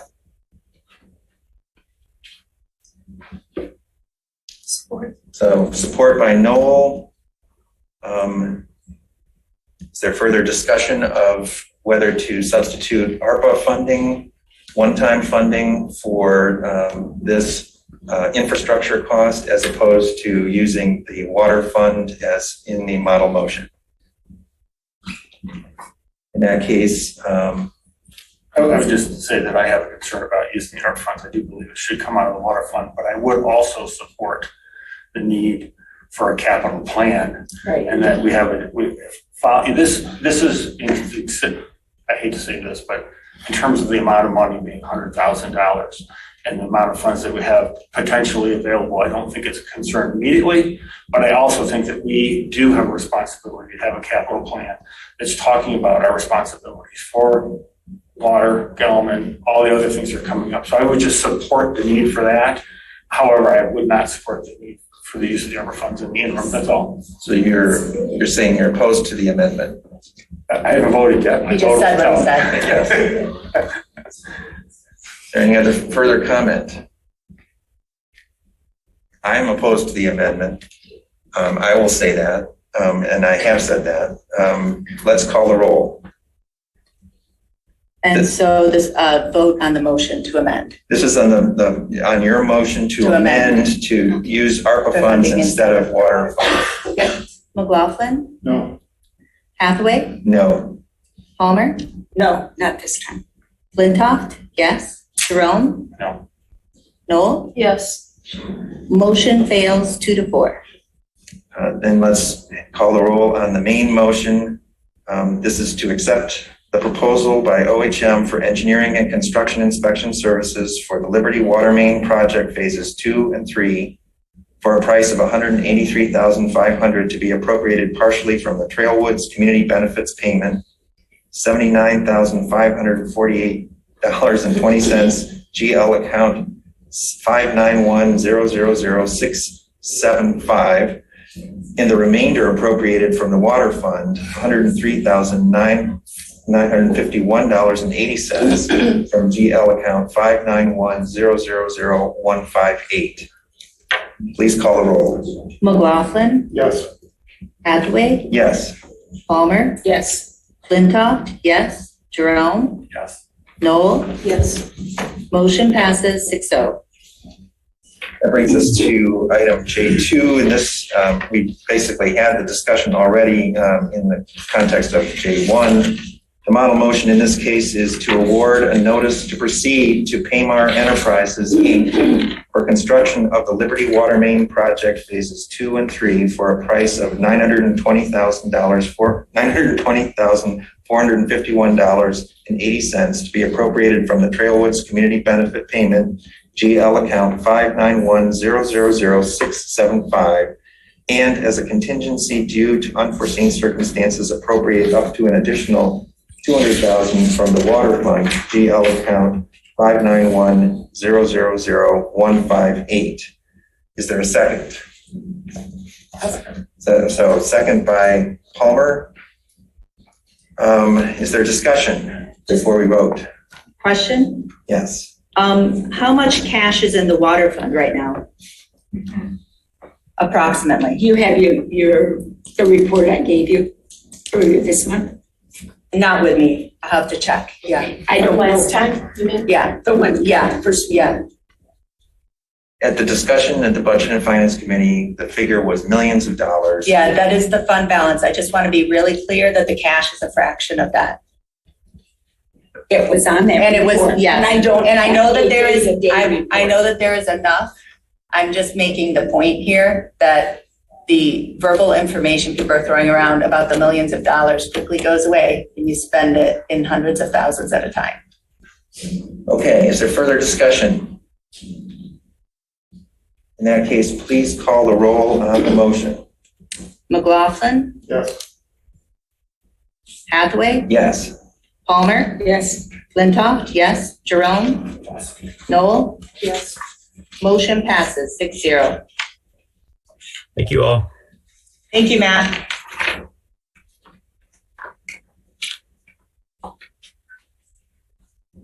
That brings us to item J3. This is possible action, deliberate and appoint trustee to the Board of Trustees. Jim, do you want to say anything about this before we proceed? Yes, I agree with this. Are you here, Jim? Sorry about that. Can you repeat the question? What were you? Sure. So we've now finished with the two water main votes. Now we're on item J3. This is to deliberate and appoint a trustee to the Board of Trustees, which is the item that you prepared for the agenda. So I just wanted to give you an opportunity to say something in the introduction if you chose. Okay. No, I don't have anything additional. This is the opportunity for the board to consider the presentations that were received and decide among yourself how you would like to proceed and appoint somebody to replace Trustee Courteau. Well, thank you. The model motion I will make. I would like to to have appoint. discussion first. Well, I'm going to make a motion and then we'll I'd have. like to have we'll discussion before a to motion. appoint Mark Perry to the Scio Township Board of Trustees to fill the position left by Trustee Courteau upon her resignation and accepted by the board on August 9th, 2022, with said appointee to serve the remainder of Trustee Courteau's unexpired term. Is there a second? This is such fraud. Motion by Hathaway, second by McLaughlin. Absolutely ridiculous. Now we can have some discussion. Trustee Noel. Now that you have it signed, your vote Trustee to your Noel. trustees to follow. through. Trustee Noel, it's your turn to speak. Okay. So Attorney Peter Davis mentioned this in public comment. MCL 211.281 states that a member of the township board is not eligible to serve on the board of review or fill any vacancy. Furthermore, on the board of review, a member shall serve for terms of 2 years, beginning at 12 noon on January 1st of each odd numbered year. Mark Perry is currently on the board of review. His resume documents that he has served from 2012 to the present time. He acknowledged when he spoke to the group that he currently serves on the board of review. We had an ad hoc committee review qualifications of the trustee applicants. I have a couple questions for them. What did they review, and did they review MCL 201.28? A current member of the board of review is not eligible to be appointed to the township board tonight. Mark Perry is a current member of the board of review. He should have submitted a resignation letter with his application to be a trustee, but he didn't. In other words, he should have resigned from the board of review before this interview process today, so that he was no longer a board of review member when he went through this process today. He's not eligible. Can you please read that line of the statute one more time for us? It's MCL 211.28, subsection 1. Okay. A member of the township board is not eligible to serve on the board of review or fill any vacancy. Terms shall be for 2 years, I'm paraphrasing this part, beginning at 12 noon on January 1st of each odd numbered year. He is currently in his term. He has not resigned from the board of review.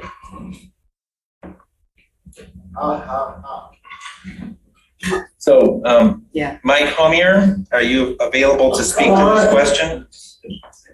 Is there a way around this? They're costing us. Well, there'll probably be another lawsuit. Whenever we do. So, did you hear the question that was raised about the eligibility, thank you, of Mark Perry, who is serving currently on the Board of Review, to be appointed to this vacancy on the Board of Trustees? Yeah, I think that, so the statute is, as Trustee Knoll read it, says a member of the Township Board is not eligible to serve on the board or to fill any vacancy. That's to fill any vacancy on the Board of Review, not the reverse. So that there is no prohibition against filling a vacancy on the Township Board. Obviously, that member could not fill both positions at the same time. That is, if he were appointed to and took the oath of office for a member of the Board of Trustees, he would become disqualified for the Board of Review, and it would create a vacancy on the Board of Review. Before taking the oath of office to the position of trustee, if he were to be elected or appointed to the Board of Trustees, he would have to resign his position on the Board of Review. Thank you. Does that satisfy your concern, Trustee Knoll? Mike, isn't it true, though, that in his current status as being a member of the Board of Review, that he cannot be appointed a trustee to a township board? No, I don't think that's true. And you see that too in even in the text of the statutory authority that you're looking at, 211.28, where it says, each member of the Board of Review shall qualify by taking the constitutional oath of office within 10 days after appointment, meaning that members are not actually qualified to hold office until they take the oath of office, which can occur 10 days after the appointment, even on the Board of Review. The same is true with respect to the trustee position, is that the trustee position, if voted, would not qualify for that office until they take the constitutional oath of office. If they failed to do that, they would not be qualified to be a member of the Board of Trustees. In that interim period, they can resign that position for the Board of Review and thereby be only qualified to hold one of those offices. So are you saying then that Mark Perry cannot be appointed tonight? No, I am not. He can't be sworn in and be on both the Board of Review and on the Board of Trustees. There was discussion about how he would take office immediately or something. And what I'm hearing is that, no, that's not quite the way it would work. I didn't say anything about him taking office immediately. Somebody did. I think there were some public commenters. Oh.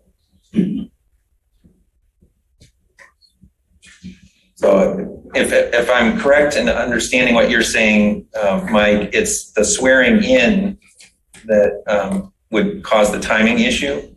Yeah, I think what actually would happen is if he was sworn in as a member of the Board of Trustees, he would then be unqualified to hold the office on the Board of Review, because the Board of Review statute says that he is not eligible to serve on the Board of Review because he's a member of the board.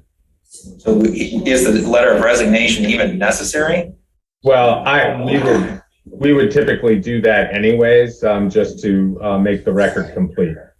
Okay. Are there other comments?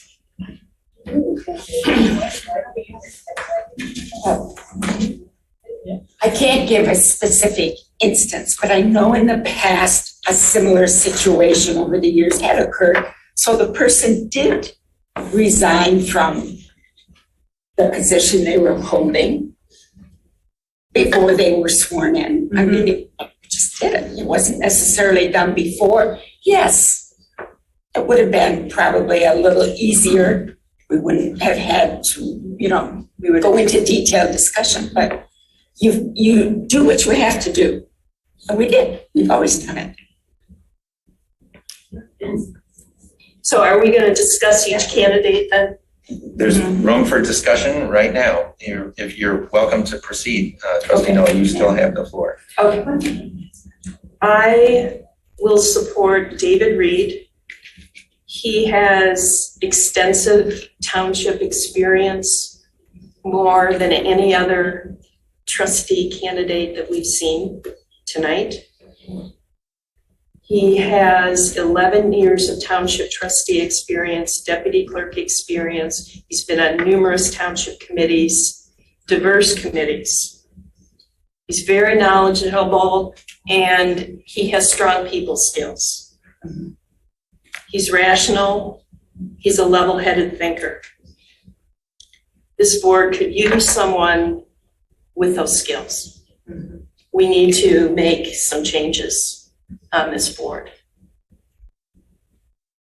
And David's presence could be a healing time for the board, given everything that has gone on. Nominating him could be a gesture toward working things out in a different way, not just being authoritarian with decision-making, but actually trying to engage in the concept of consensus building.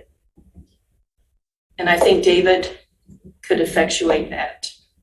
Bob Walsh will do the same. Nobody asked you. And I'm going to throw this in. I do also support Bob Walsh, but I wanted to start with David. This conversation is going to continue to evolve. I definitely could support Bob Walsh also. Well, I would just like to say that I thought all of the candidates brought strengths, and I really appreciate them putting it out there to participate, because it can be a challenging environment to work in. As I reviewed all of the resumes and the cover letters, it struck me that Mark Perry had a skill set that is really kind of sorely lacking in the township. He has experience with municipal government, and as a former assessor, he's certainly aware of what's going on. He's a Republican in a Democratic township. And you run as a Democrat. This is not a time for public comment. Oh, this is the only time. You make this system, you refuse to let us speak after the candidates are introduced. Please, Abby. So it brings it to this. Patrick, please continue. So my support would be for Mark, and I just also want to thank all of the other candidates for putting themselves out there. I think he's got a skill set that's going to be very helpful for the township, and I wish him the best of luck. Good boy, Patrick. You give a discount. Please.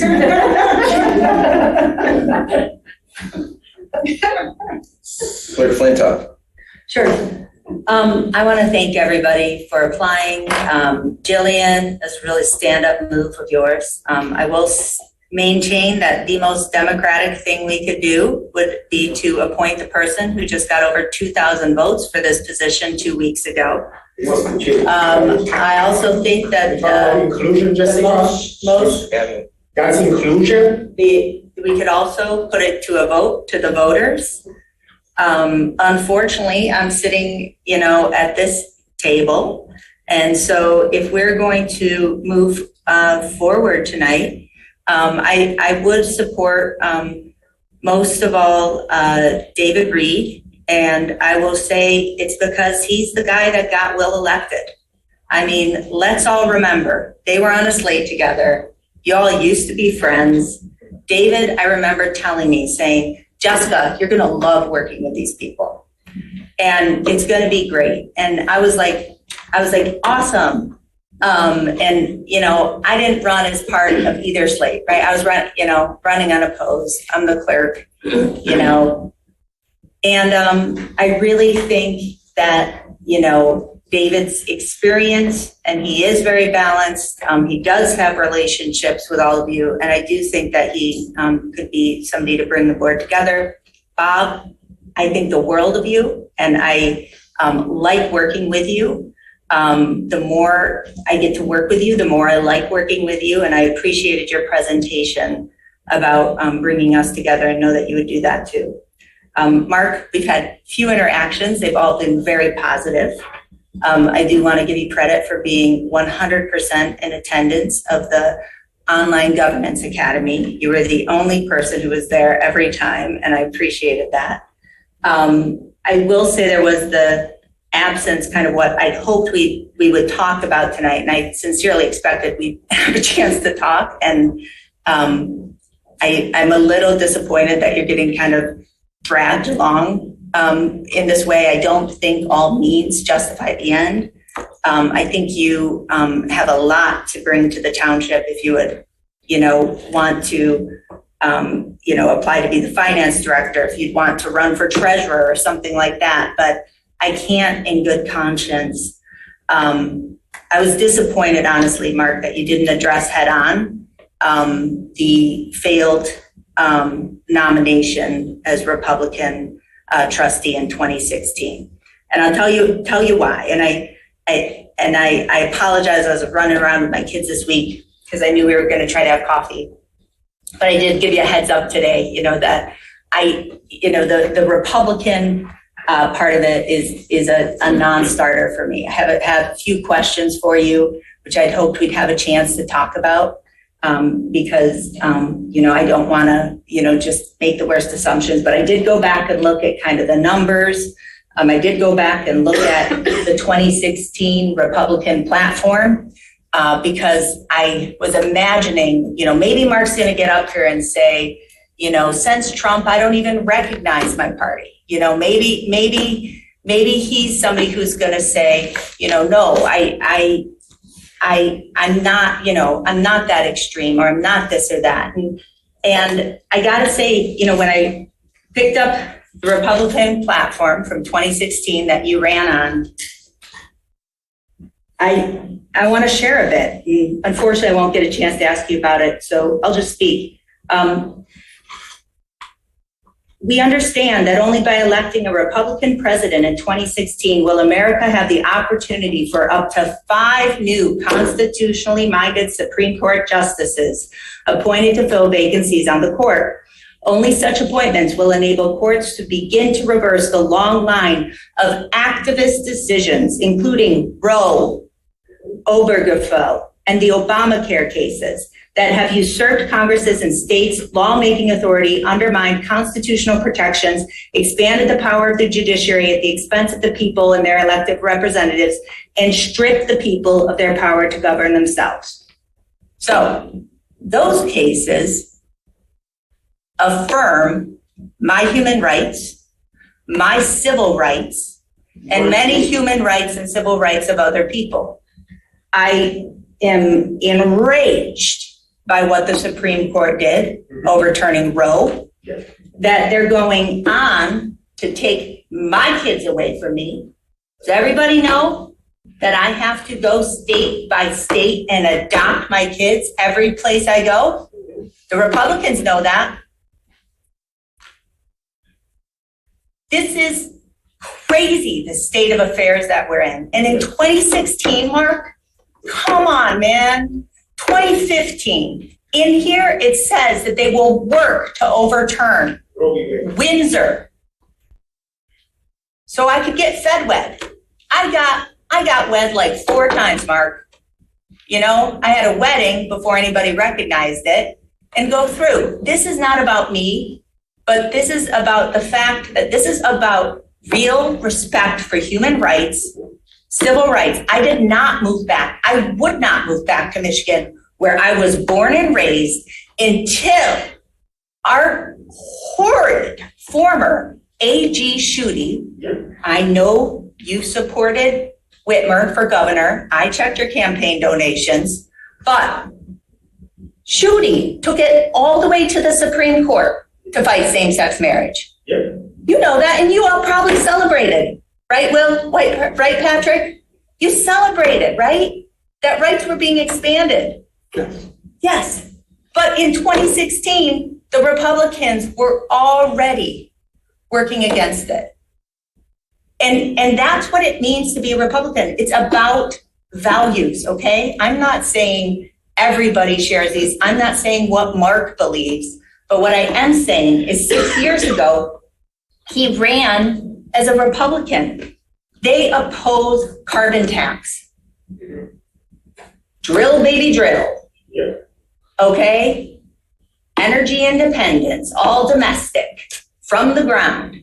None of this matches where we want to go as Scio. And so, Mark, I mean, I would encourage you to get in front of voters. I would encourage you to run. But I looked back and I thought, okay, well, maybe it was close, right? Like maybe it was a different time. And so I went back and looked at the votes, right? So this was 2016. And these are the people that Mark ran against. Mark ran as a sole Republican, and Mark, 386 people voted for you. You ran against David Reed, against Kathleen Knoll, against Christine Green, against Erwin Martin, Donna, Jack, Nancy, the Republicans. And I really respect that, you know, you're you and that's great, but this is how you fared. You were the one Republican nominee, and in the general, you did garner 3,700 votes. That's about 10% higher than the straight ticket Republicans. But David Reed garnered 5,800. And I share this with the board because look at where we were 2 months ago. All right, let's look at our candidates for tonight. And I want to highlight Patrick, and Alec, this goes back to you. Your motion and your comment at that time. Marty Mayo asked me how many people had written in for Jillian, and I counted it up and I reported. And then there was this debate about, you know, if that was a fair sample or meaningful.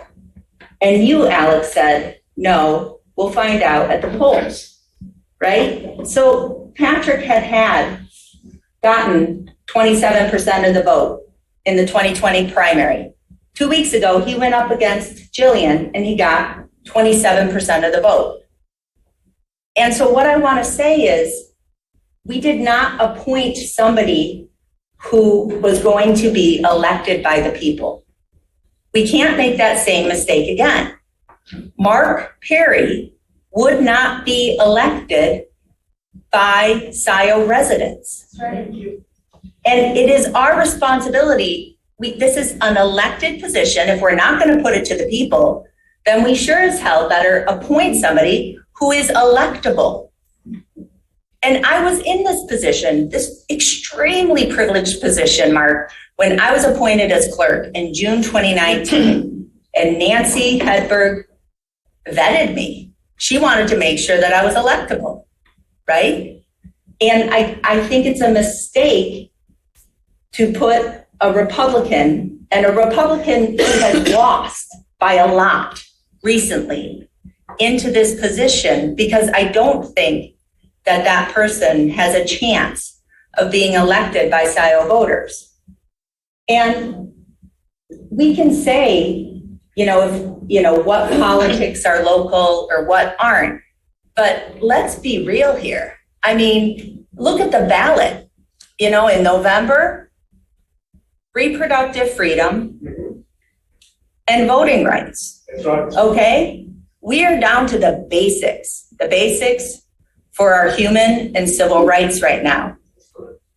So this is real about values. And Mark, I'm disappointed that you're getting dragged along in this. I'm also disappointed, frankly, Mark, that you're participating in this.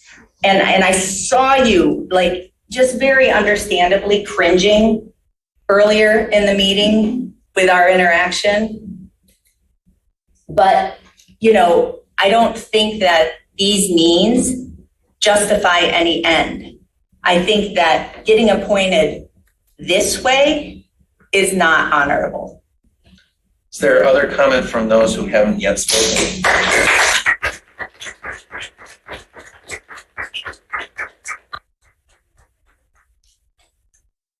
I'd like to say something. Sure. The township board and our charge is not to determine what the members are supposed to think like. We're supposed to be independent. We should not be picking, choosing, and this is a real unusual situation. It's rare that you have to appoint a trustee. We've already done it once. We're in the process of doing it again. Let the voters vote on it. Please. We're not supposed to choose a person because of their personal political choice. This is mentioned tonight, we're supposed to be diverse in thinking. Really? Is that why you asked me and Heather Berkowitz last time? You didn't interview us? That was diverse? We shouldn't be doing this. We shouldn't. It was the shoe-in from beginning.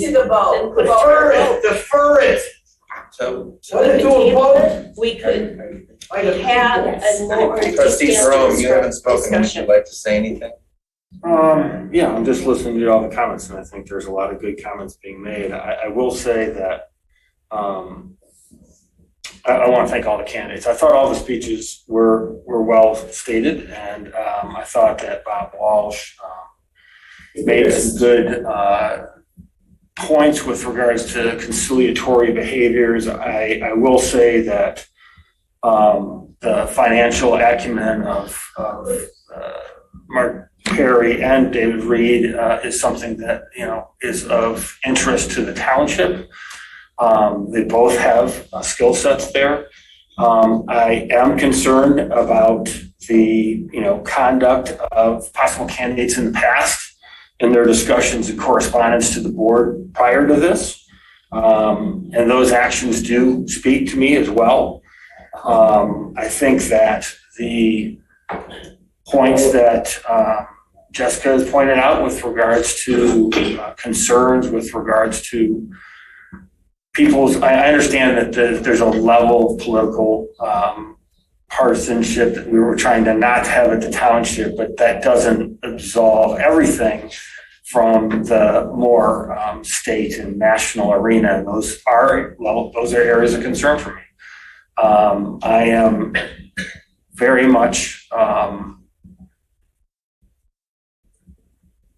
in a sense, undecided. I think there's pros and cons to each one of the candidates. And I am leaning towards either, I think we need to fill the position. However, I don't want to short circuit an opportunity to evaluate the individuals that are present. I wasn't present when the initial process was determined at the last meeting because of a work issue. And that's, I guess, how I'll leave it at this point in time. I do have concerns. I'm listening very intently to all the comments that have been made. I think there's some very good points. I don't agree with all of them, but I'm also trying to take them all into account. And I do have some concerns about some of the candidates and as I say, their previous actions. Seriously, when, Governor Whitmer needs assistance in the coming upcoming election from the Democrats, we don't need to have people about Tudor Wilson coming in. Thank you, In Abby. the Democratic township. This is not the time for public Well, comment. you didn't create the time when I There's had that public discussion comment with- time later in the meeting. After the fact, You're welcome to after you speak vote, again during after that the time. vote is over the dam. So here's what I would like to say. I would like to also thank the applicants for putting themselves forward. I know that stepping up to serve on the Board of Trustees, I think right now in particular, must be something that people think about long and hard. I know even before we got into the current sort of conflict that we've been experiencing, I thought long and hard before I ran back in 2020. It was not an easy decision. And I didn't imagine that I was going to run for supervisor. I actually tried to, encourage somebody else to do it. And I sort of wound up sort of falling to me for a variety of reasons. And so here I am. And I'm trying to do the best that I can. One of the things that's a responsibility for the board is to fill vacancies when there are resignations. And I think it would be, frankly, a dereliction of our duty to throw it into the kind of uncertainty that would result if we were to just not make a decision and let the 45 days expire and have it roll over to the county. With the reason being that it would be a long delay. It would cause us to have to go through a special election, just like we did. And we need to have more stability on the Board of Trustees in the near term than that longer process would allow. So that is why I feel it is imperative that we move forward, that we fill the position, that we take the vote tonight to do so. Now, the reason that I support Mark Perry is because I have had a chance to work with him, and I've seen how level-headed he is. I've seen how thoughtful he is, how he does his homework, and he has a tremendous amount of background in finance, and that's something that we do need. I think that's a strength that we could really use on the Board of Trustees. And so that is why I support Mark. Now, I also like Bob Walsh. I think Bob Walsh is, I've also had some opportunity to work with Bob, not as much, but I think Bob is very qualified. I've also in the past worked with David Reed. And in the past, I would have jumped at the chance to have David on the Board of Trustees. In fact, we ran together as a slate. And at that time, I thought, I hoped that we were going to be working together on the Board of Trustees. In the past year and a half, I've had a different experience of David, and David has let me know over and over again how disappointed he is in me. I don't want to venture into my views about David in any way this evening. I don't want to get into the negative, but I cannot support David for the Board of Trustees at this juncture. It's just not the kind of solution to the conflict that I see that he's offering. So that's why I support Mark Perry. And that's why I made the motion that I made so that we could move forward with Mark Perry this evening rather than having votes on other applicants that would be divisive. We'll all be running for office. This is not a time for public comment. Well, Trustee Noel. that dog doesn't count anymore. Okay. I echo Jessica's concerns. Yeah, so do I. With Mark Perry. I've known him for a long time. He's a nice guy. He's I know a nice him. guy. But we are in a difficult situation here, at this time. Hear what you're saying, that you feel you can't support David Reed. I want to propose the consideration of Bob Walsh. I have worked with him on the roads committee. He's conscientious, he's logical, he's rational. He has served on the ZBA, Township Recycling, Roads Committee, and as an election inspector. He has a broad range of experience in several different areas in the township. He's not aligned with either faction on this board. He would be, in many ways, a compromise candidate that could be palatable to most or all board members.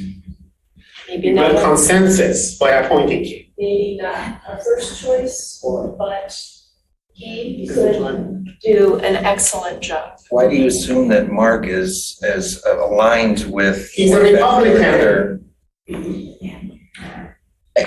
Look, both of them are people who are serving and have served for some years on in different capacities in Scio Township.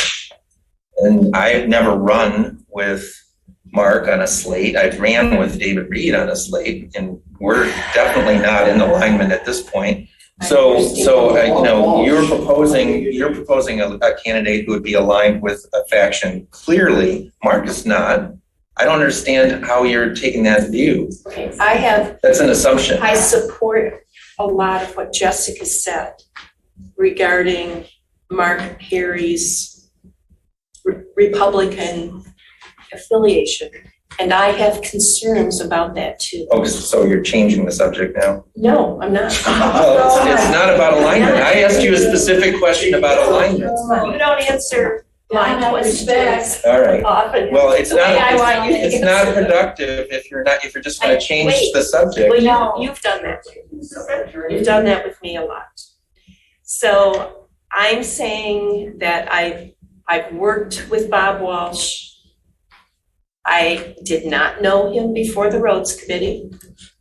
And I mean, we've had positive interactions. He's not aligned with you or Jessica. And I think he could be a neutral person in the mix here. And he could serve the residents of Scio Township very well. I appreciate that, but Mark is also not aligned. Jessica recruited him. Jessica recruited Mark to be an advisor on municipal finance, which is looking No, on doing the vote, debate was one of it. You announced it at the Budget and Finance Committee. Mark? I did not. That was the Republican Party, State Republican Party platform. And you supported it. Well, Mark. Yes, you did. Yes, you did. You know, Jessica said against you. I'm sorry. Please. Yeah. No, this is something that I need to say because Jessica is talking about how she feels excluded, so do I. So do you understand how they feel like us feel? Very well. I just want to clarify one point. I put out the call for volunteers for finance, much to Will's horror, because he doesn't think that we need help in finance or volunteers. And Mark was kind enough to get back to me. He gave me some ideas. He was going to ask his wife. It was a bad time. And he was responsive. I talked to a few different residents about it. So I hadn't engaged Mark in helping with things. But yeah, so just to clarify. Okay, just to clarify, I disagree with your characterization of me and my position, but you did literally bring up Mark's name as an example of someone that you were recruiting to help with budget and As somebody I had talked to, there's several residents. So just to be clear. So I just want to say, I think that Bob or David could be unifying. It sounds like you're not ready to work with David. David's not ready to work with me. Okay, so I just want to say, okay, Anyways, he's not willing to work with us. I'm not licensed to facilitate this right now, so. No, you're not. So Nobody is. I just want to say, like, if we'd ask questions of candidates, I'm curious to know from the candidates. You're not asking If questions they're- of the candidates. I'm saying a factor that I would base my decision on is, given, how would they run? What party would they run with? And would they run in 2024? Because that's when it would go through. And that is a factor for me because I would like to know that. I also don't think it's a big deal to not have 4 trustees, no offense, trustees, not a big deal to not have 4 trustees until the May election, if we decided to go that way. I think Bob would be great. And Mark, if you ran and got the support of the Scio residents, more power to you. But Bob or David would certainly be candidates I could support. Trustee Jerome? I do think we have a responsibility to fill the position. I will say that I am troubled with the relatively short cycling of the process, and I do have some concerns. I'd rather shoot myself than to suggest that we delay and take up this matter at the next meeting. I'm still struggling with where I fall. I don't think there's, one candidate's aligned with another candidate. I do think that they're all independent minded. They all bring different skill sets to the group. I do think there's concerns with all of them in some way, shape, or form. But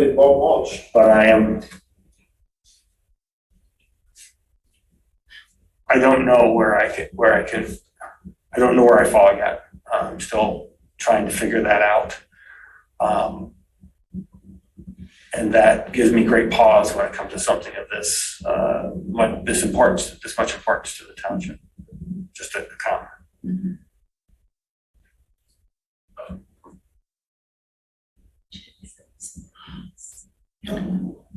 Yeah. Well, Are you proposing we table it? I would not want that to happen. I think we need to move forward. She was asking Alex. I know, I understand that. I'm interjecting my I opinion. make that. I don't know what I want. That's not what I was suggesting. What would help you to decide this evening? If you resign, With regards to some of the affiliations that people have noted for particular people, and I'd like them to be able to respond to that. I think it's unfair, quite honestly, what Jessica's done, but at the same time, and I don't mean that in a bad way. I wanted to have it. But I think it's not a complete dialogue in order to determine all of the information with regards to the candidates. That's just the way I feel. And I don't know if that can occur. I don't know. Well, to me, if Sorry, you're it looking does, for definitive action, and I'm not going to give it to you.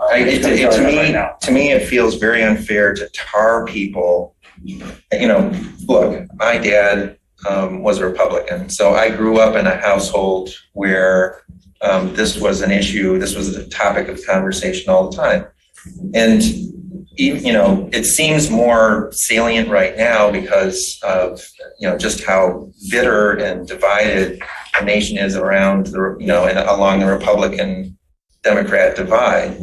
But when I was growing up, my dad constantly had to sort of write in candidates because he could not bring himself to vote for the people at the top of the ticket in the Republican Party. He was a Romney Milliken Republican, and the Republican Party has been driving those kind of Republicans out of the party for years. That was a long time ago. Yeah, but if we drive Republicans out of township government, then how are we helping the situation? You know what, they drive us out with. We're continuing the polarization. I was frankly offended when I learned that the Democratic Party was trying to rig Republican primaries and tip the balance to get the least desirable candidates instead of letting the Republicans decide for themselves. And the Republicans don't do that to us. They don't call people and say vote a different day. Well, they don't make them cry to be honest. They have it was a kind of underhanded gaming of the system. I don't think that us sort of taking a label and sort of saying, oh, you can't be a part of township government because you're progressive township. I mean, frankly, there are a lot of Republicans who have run as Democrats in recent years in Scio Township, and many of them have served and provided good leadership. I think, in some ways, we would be punishing Mark for actually running as a Republican when on that same ballot, there were Republicans who ran as Democrats. And they lied to the voters. I don't think that really helps. I was not trying to make a determination on party affiliation, quite honest. Right. I don't think I have all the information with regards to all of the positions that are of concern to me. That's all I'm saying. Right. I'm not saying Democrat or Republican, quite honestly. I don't. This is me personally. I have one vote, and one vote does not. I don't tip the balance. I don't. Yeah, you would. I would tip the balance tonight. You would tip the balance. Well, lay off. Everybody tips the balance. I mean, it's just I should lay off after you went on and on and on. I just said I said lay off of Alan, just as a facilitator. Yeah, fine. I have a question for Alan. No, it will be an easy question. I don't think anything posed to the township is very easy, particularly. I think it's been very challenging. Are you saying that you would like the option of more interaction with the candidates, such as questions that board members would ask the candidates? Yeah, no, I think that we had that. I don't want to have just an open forum attacking of individuals, because I think that's what it may turn into, because we're already being predisposed to factions and other things like that. I was in favor, and I was in favor of the last process of having a vetted set of questions that everyone received the same questions. It was a more diverse spectrum of questions that they were answering, but I consider a fair and equal process. I do not consider a barrage of the candidates by individuals to be a fair process. And I want them all to have equal time when I evaluate them. We gave them equal time. As I say, I still have concerns. That's all. It's just my personal opinion. But board members didn't have input into the questions. And I said this at the beginning of the meeting, I would have liked to have had input into the questions. Well, and I explained that the questions that please let me finish. I explained that the questions that Jim was working from were the list that you had input into before. And did you hear me explain to you that this is a different situation? We have a different set of applicants than what we had before. We're in a different place now. And I said all of those things. Yes, and I heard those things. Oh, good. So Alec, I'm wondering, what would make it work for you? I mean, what time would it be? We submit questions. Yeah, in the board. I heard you say that. So here's the situation, Alec. If we were to vote and you were to vote against the motion, it would be 3-3 and the motion would fail. Wait, how do you know that? 3-3. Wait, point of order. How do you know that? Well, I'm guessing because I have talked with other members of the board. There you go. have it on tape. What We have it on tape. what is so astonishing about that? There's nothing wrong with It's that. private deliberation, Will. And I gotta say, It's not private deliberation. it is. It is. It's seriatim meeting. No, it's talking with people about their preferences for candidates. Oh, it's so Ahead good of you said it out loud. It's on tape too. It's not the same. Mike, homie, Mike, Oh, you come on. explain how it's not the same. Our township ethicist. Mike, you're gonna It's get a legal one question. attorney This is fees not a time for when public we- comment. I don't find Please sit down. Please sit down. Two of your candidates just walked out. I think it's time we call this an end tonight. Well, you're welcome to leave. You don't have to stay. Oh, no, and miss the rest of the shit show, are you kidding me? Thank you. Mike, are you available? So there's a question about whether my talking to people ahead of Lining up candidates votes. is some sort of violation of the Open Meetings Act. Certainly is, when you get. Well, I will say this, I don't know enough about what those conversations were. I will just say that generally speaking, the OMA only prevents meetings of a quorum of the public body. So that if you and any member of the board is free to call up another member of the board and discuss with them certain aspects of township government, right? What's coming before the board, what might come before the board. What they cannot do is they cannot round robin. They cannot say, Right. one, what the other ones may be doing, because that then becomes a quorum within the context of the OMA. The seriatim. Right, which you're assuming occurred, and then I'm saying You different. just said it. I just said that I am confident that the votes are there for, the three of the votes are there. And that if Alec were the fourth vote, then we would have a majority. That's why we love these recordings. Well, good, you can listen to it over and over And we again. can use it in court. Oh, yeah. So that's my conclusion, where we're at. We can call the question and we can actually go through the exercise of calling the roll. Will, the exercise is democracy. It's All actually right, I would say deliberation let's call the and roll. voting at this table in public. Okay, so I would say let's call the roll. So you want to call the roll on appointing Mark Perry. Yes, I want to call the roll on my motion to appoint Mark Perry to the Scio Township Board of Trustees to fill the position left by Trustee Courteau upon her resignation and accepted by the board on August 9th, 2022, with said appointee to serve for the remainder of Trustee Courteau's unexpired term. I made the motion. Patrick seconded the motion. The reason why you didn't win the primary is because what you're doing tonight. You should recluse yourself. Yes, You're a lame duck. yes, You don't represent us. yes. So, I would make a friendly amendment to table this to the. Get some guts, baby. So it's a I don't motion, think on we the have the motion to information table. in front of us. Yeah. That we need in order to make the determination, and you can vote that down as well. I don't know how people will vote on it. And table until when, Alec? it doesn't have to be tabled to a date certain. I know, I'm just asking if he has one. I would assume the next meeting that would Okay. be, that it would be possible to have the, Next regular meeting. I don't know when the date. It's September 13th. Yeah.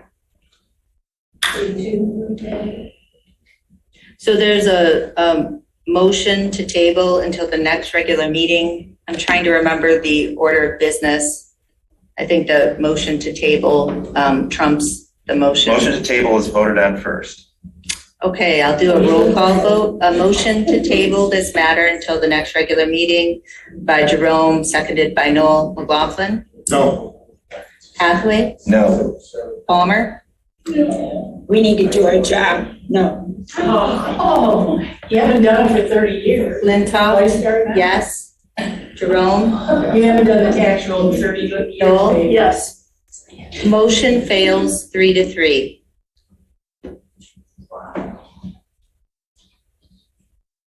I did want to I mean, I agree. It's been a short process. We haven't been allowed to talk to the candidates in this meeting. Alec has clearly expressed wanting more information, whatever that is, and however we get it. I will say, you know, Will, I heard a couple things from what Mark said and you said that gave me even more pause coming into this. One was, you know, Mark, in your remarks, and I wanted to ask you some questions about it, but we all voted not to do that, was about the public safety funding, because I think there's some real differences between administering our own fire department and contracting out to police. As you know, we've been running a general fund deficit for 78 years. I don't think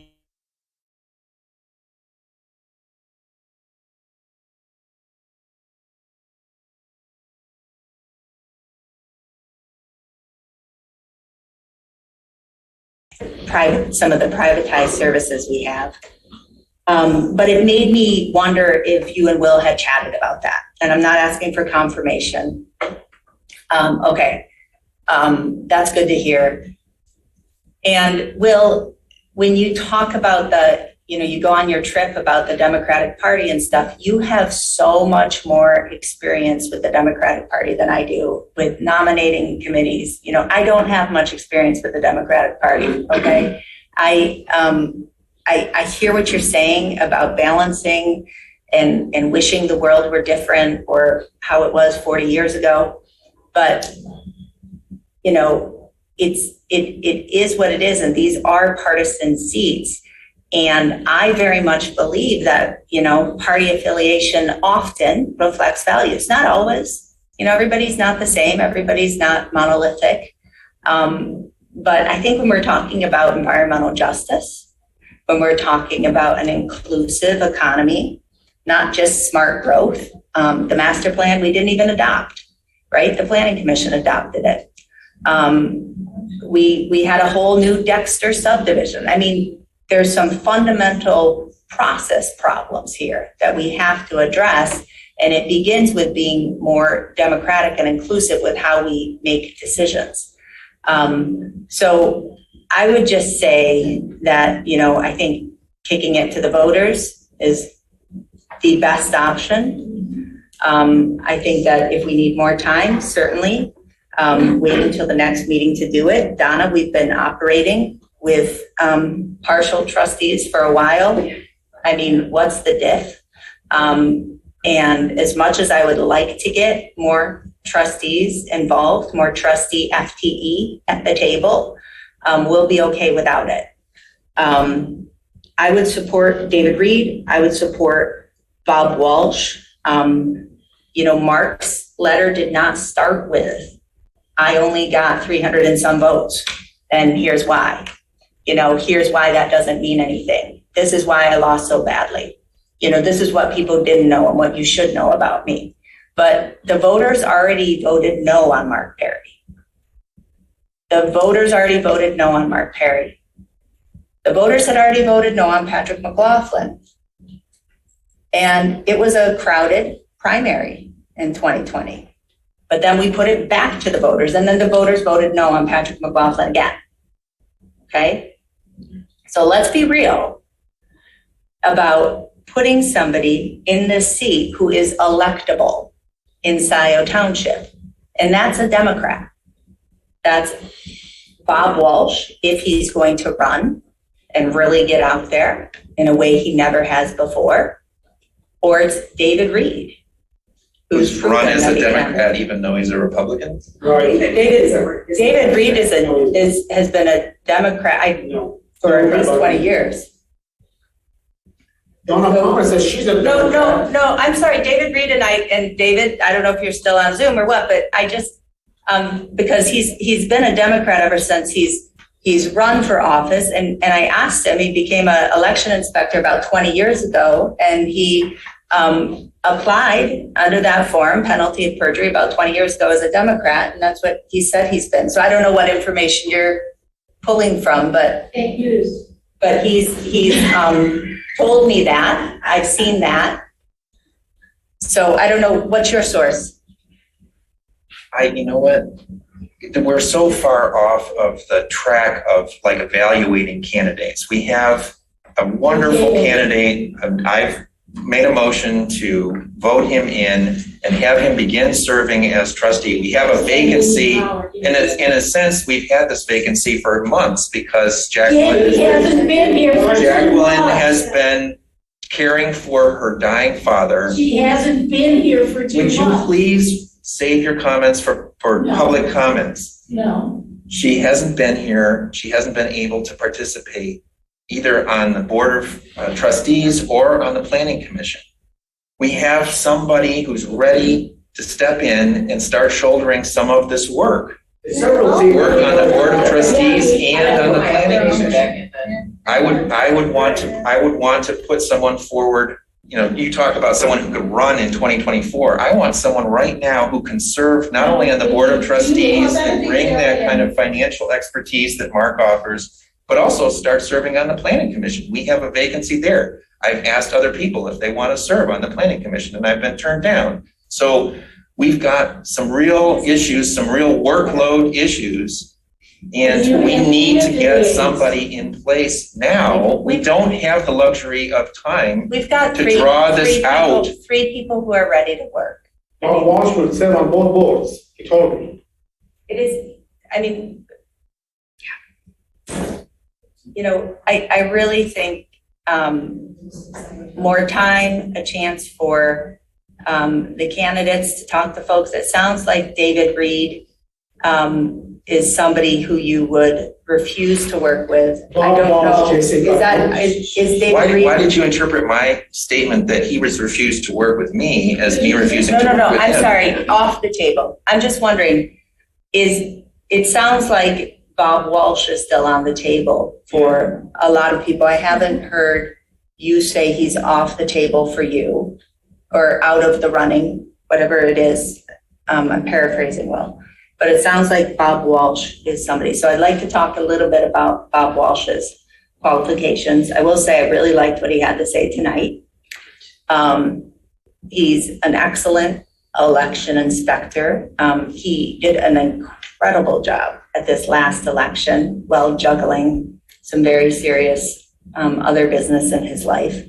And I know he's on the roads committee, but he's very methodical. I met with him in advance before, and he seems to really want to, be a good team leader. And I think that we need, I think the irony is that in his statement, he didn't offer anything specific. It was very vague. It was all about, sort of trying to bring people together like a hockey team. It was all in metaphors. And here we have Mark coming up with a prepared statement that is hitting one thing after another that is a major issue facing the township. Nobody else did that. And yet you attacked him. You're trying to find things in his statement that you can attack and sort of raise doubts about. But he's the only one who actually took that assignment seriously, who took the questions that our township administrator offered, the 3 questions, and took them seriously. Everybody else was doing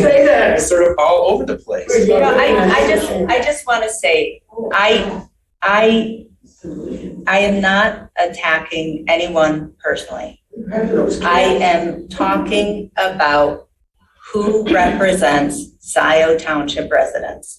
And someone who has gone before the voters and garnered 300 votes in a primary.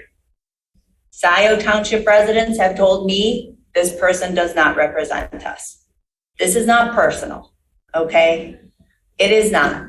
And I will say, Mark did not speak to his running as a Republican and his, support of Republicans and Democrats in more recent years. But a mix. He did not speak to why he ran against the Democratic trustee slate in 2016. And so I really did expect to see that because I know that, Mark's an upfront guy and, would speak to that. So in not seeing that, I expected that we would have a chance to talk about it. But again, Will, I mean, you seem to have known known Mark's a Republican. You know that is not what Scio voters vote for right now. I can't make assumptions. What I can say is what I know. And if somebody's a Republican, I know what the Republican platform is. If we had Q&A, the person could say, yeah, but that's not me, and that's not me, and that's not me, and that's not me. Actually, I'm a Democrat, or you know what I mean? Because pretty much once you check those things off, that's what happens. But, you know, Will, I think that Bob Walsh, David Reed also have skills to bring, and that's about making us more functional and moving us forward. Again, Mark, I am disappointed that like you're participating in this way of things right now. What is wrong with the way he's participating? He put his name forward as an applicant just as the other three did. Or maybe how you're getting dragged through it. I don't know exactly. You're dragging him right now. You're dragging him this evening. So, You vote that respect her. So I don't know. I saw you meet Mark Perry tonight for the first time. So Patrick, can you tell me what it is, you know, where you're at with Bob Walsh?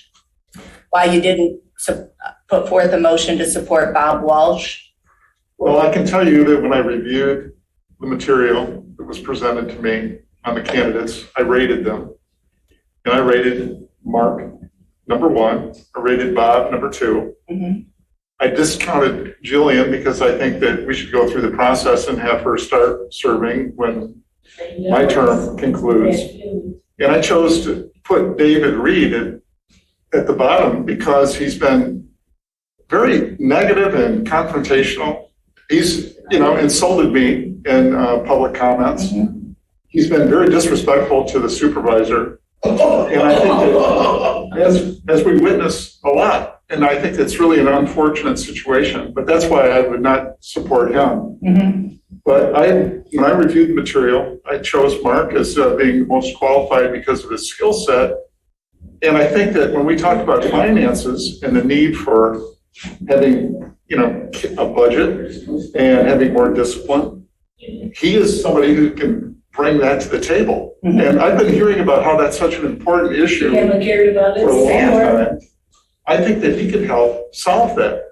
Now, in terms of his platform in 2016, that's concerning for me. You know, someone who would be adhering to Republican principles that I'm opposed to, frankly. But I think as a trustee, he can be very efficient, and I don't think that we should discount him because he's chosen to be a Republican. I just don't agree with you know, parts of that platform. But I think that he can bring some skills that we are sorely needed here in the township. Well, you bring that platform and those beliefs to the table. And I think, Patrick, you know, I think those skills are needed. I think it's helpful as a trustee. I think where we really need those skills is in staff. I mean, mostly. I would also say, you know, when it comes to development and the environment, we just passed a resolution to try to be carbon neutral. I mean, this is antithetical to the policy goals that we've set for ourselves in the township. What's antithetical? Mark serves as Scio Township representative to the regional recycling authority. So he's someone who is an environmentalist. I don't know that. Well, you certainly don't know that he ascribes to the 2016 National Republican Party stance on issues. The state platform is the national platform.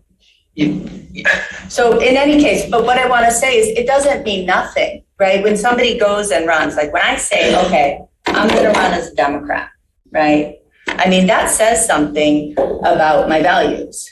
Right? It doesn't say everything. I don't agree with everything. In Scio Township, you got Donna who listens to Rush Limbaugh. She says she's a Democrat. But never heard of a Democrat who listens to Rush Limbaugh. Next is Sean Hannity. But I gotta say, in the absence, I mean, again, I think if, I don't know if you knew that he had run and. The white supremacist. You didn't know? Okay. So Patrick hadn't known that he had run and lost. And again, in terms of representation, if there had been a Republican who had run and won, I would say, great, I can see how we need to diversify and be more representative, right, of this Republican who had won, They haven't won in years. Well, the fact of the matter is that the demographics of Scio Township changed in 2004, and Republicans couldn't win. I mean, Kathy came into office with a slate of Democrats who were surprised, I think, that they actually won. 20 years ago. That's the key thing. I mean, if you were really going to sort of put yourself forward and say, I'm a Democrat and this is meaningful and so on. Yeah, if you were running in like Orange County where Democrats have a really hard time getting elected, but to say, I'm a Democrat in Scio Township now is basically to say, I punched that ticket so that I can get elected. Because only Democrats will be elected. So let me tell you what it means for me. It means I'm pro-choice, I'm for the environment, I'm for human rights, I'm for civil rights. And at the end of the day, I'm going to choose people over profit. At the end of the day, I'm going to choose residents over the tax base. And we can have a balance of all of this. But I don't want to be developed and turn into, Bloomfield Hills. I don't want, there are a lot of things that go into what kind of community we want to live in. So there are substantive conversations. So I wouldn't characterize that choosing a party is checking a box. I mean, certainly not for me. You mocked Mark's statement about smart growth, but did you really listen to what he was saying? He was talking about exactly the same thing that you did. You said it in a very kind of mocking way. Smart growth. What does that mean? So let's break it down. I mean, what he talked about in his presentation, if you were listening, was protecting the rural character, the environment, the open spaces of Scio Township, the things that give it the character that we all like. But at the same time, channeling the growth, the development into the other areas. It's a kind of smart approach to development. That's what we need. That's what we've had. Why don't you let the people vote? So again, look, I like smart development, good development. We haven't had the conversation. I want things to be done equitably. I want to make sure that we can continue to be a place where people of various incomes can afford to live, that people can actually afford to age in place, and a lot of things that we're not going to have time to talk about right now. But when I hear somebody say smart growth, that can mean a lot of different things, Will. Well, he spelled it out. He spelled out exactly what it means to him. Will, super for you. Super what I for want to me? say is... Why didn't you hear it? Is Stop that... bullying. Yeah, so Mark, this is the issue. And again, I think that, Alec has said he needs more time. I would still suggest that we may find a compromise candidate, and I do think that there's value if we could get consensus on anything, frankly. I think there would be some value for the community. And I would ask if we could get consensus on if people are so ready, hot to trot on an appointment tonight, consensus on Bob Walsh. Alec, you had your hand raised. I would just say, and I know Jessica wears her heart on her sleeve, but I also want to be very, very careful not to presume Mr. Perry's heart. I mean, we're presuming and overlaying a Republican, a prejudicial, Republican response that he has not had a chance to answer. I absolutely believe that he has incredible skill sets that he can bring to the township. What I said was that I wanted the opportunity for some additional information and clarity with regards to particular aspects of it. I would absolutely agree with what Trustee McLaughlin has said. I looked at his resume. I mean, assessor, there is an incredible wealth of knowledge there. I don't have that from Bob Walsh necessarily. I would like to have, and I felt that Bob's presentation was nice, but that's the way I would characterize it, as nice. I wouldn't characterize it as succinct and policy heavy at all. And I would have liked to have a little bit more clarity in terms of specifics that he was. I think the Supervisor Hathaway was correct in that it was a little bit more metaphorical than it was content-based. I think that Mark has some content-based. I have some additional questions that I had for that. That's why I made the motion to table. That's my position. So I couldn't support, I am having trouble supporting either of those candidates with the information that I have in front of me currently. So you feel like you would need more information That's my for own both? thoughts. Okay. And I have concerns with, former trustee Reed, which I voiced. I have a lot of concerns with people's past conduct that's been presented to the trustees and other forums over a period of time. So that also gives me pause. That's my position. Makes sense. Well, in some ways, we're faced with. But I don't think it's fair to presume that Mark Perry is something, or that you can presume yours because you can state your own. You get to own it. That whatever you want to be an advocate of, which I quite honestly am in agreement with you, but I don't want to presume that for an individual. Based on what it feels like we are, and he has not had the opportunity. No, because there's no to question, clarify questions his and position answers. with regard to particular aspects that could be of concern to others on board. That's all I'm saying. So Alec, I guess my question to you is, do you feel that given what you know this evening about the candidates, we have basically narrowed it down, I think, through people's comments, to, the decision, it's going to come down to a vote one way or another. Do you feel that based on what you do know, that you have the ability to make a decision tonight? Said no. I said no, I'll make a decision. You'll see my note if that's what you want to call it. Well, then, what you need is more time, then I guess I would like to make a motion to table this to the. Why don't we call the next question? meeting. We already tabled it. I'm making a motion to table. Is there a second? Okay.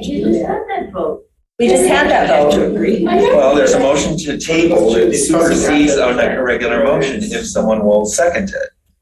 So Do you now. want to table it still? Yes. Okay, so we have a motion by Hathaway, second by Jerome, to table this until our next regular meeting. I would also like to, and I don't want a full deliberation, I would like to have some process in mind for the next meeting. I don't want to go into it. I think that candidates should be responding to a specific set of questions. It could be the set of questions that was presented previously, which I thought was relatively comprehensive, so that we also then are going into with a very fair and equal process for each one of the candidates to respond to those questions for in the same amount of time. Trust me, I'd rather do a lot of different things in my life. Not like a tomato this, but there's an importance to it to me. So you'd like to have the same process that we had before with the same questions? That's not what he said. Well, I'm trying to. I'd like to say a process that's very similar to that, and I would have to look at the questions. I thought the questions were relatively fair. So I could be fine with the same questions, actually. I don't know that for a fact without looking them over again. But I think that this should be a consistent 8-10 questions, and they can respond to any or some of them. They can respond to those questions in a very process-oriented fashion. They could be the same questions for everybody. They have to be the same questions for Absolutely. Right. So we need, I agree. So I'm not suggesting it could be 5 more. I don't know what it is. Could we elicit feedback from the entire board? Could all board members submit 1 or 2 questions? So you want another chance to submit questions? I never got a chance this time. No, I understand, but. Never got that chance, Will. What I'm saying, Kathy, is that before, when David Raleigh was the township administrator and we were entrusting the process to that township administrator, he got questions from all Yeah, he board did. members, and then he synthesized them So and brought everybody them was, back. every issue was represented, yes. Well, everybody had a chance to submit questions, and then he sort of worked, massaged them and put them together and brought them back. And then I think there were like 5 or 6 questions. I don't know, do you guys remember how many questions there were? I don't know, 6 or Yeah, 7. whatever there were, and I think each person had 20 minutes to be asked questions. And we asked them in turn, right? We went around and each Yep. person asked a question, right?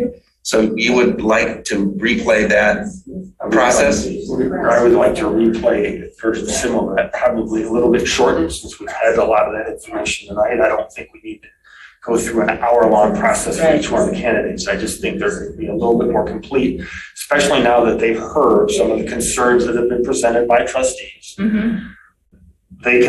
Those can be framed within the context of the questions they're answering to respond to some of the concerns people have. And that it could be a very short, succinct, I would suggest, an additional 3 questions, 3 minutes each, or 5 questions, 3 minutes. So it's a 15-minute process. We're boom, boom, boom, done. 15 minutes per candidate, per applicant. What could I take a stab at it, Alex? Sure. So that we table to the next regular meeting of September 13th and ask the candidates to prepare a 5-minute presentation in response to the issues that they've heard the board discuss tonight, and that the board will ask standard questions of candidates to be determined. And what we agree to is that we'll all, That's going to be too open-ended, though. That's going to be, because you'd be talking a 5-minute presentation, questions from all the board members. well, maybe not all, like we could I don't say, think we need, boil it down to. and I don't necessarily think we need a 5-minute presentation. 5-minute presentation is for the night when you're sharing everything. I think, Just Q&A. this is just simply Q&A for 15 minutes and a 1-minute summary of your position. Okay. So 15 minutes and then 1 minute, 1 minute at the end. 1 minute is a little. Yeah. Well, so sometime at the end to.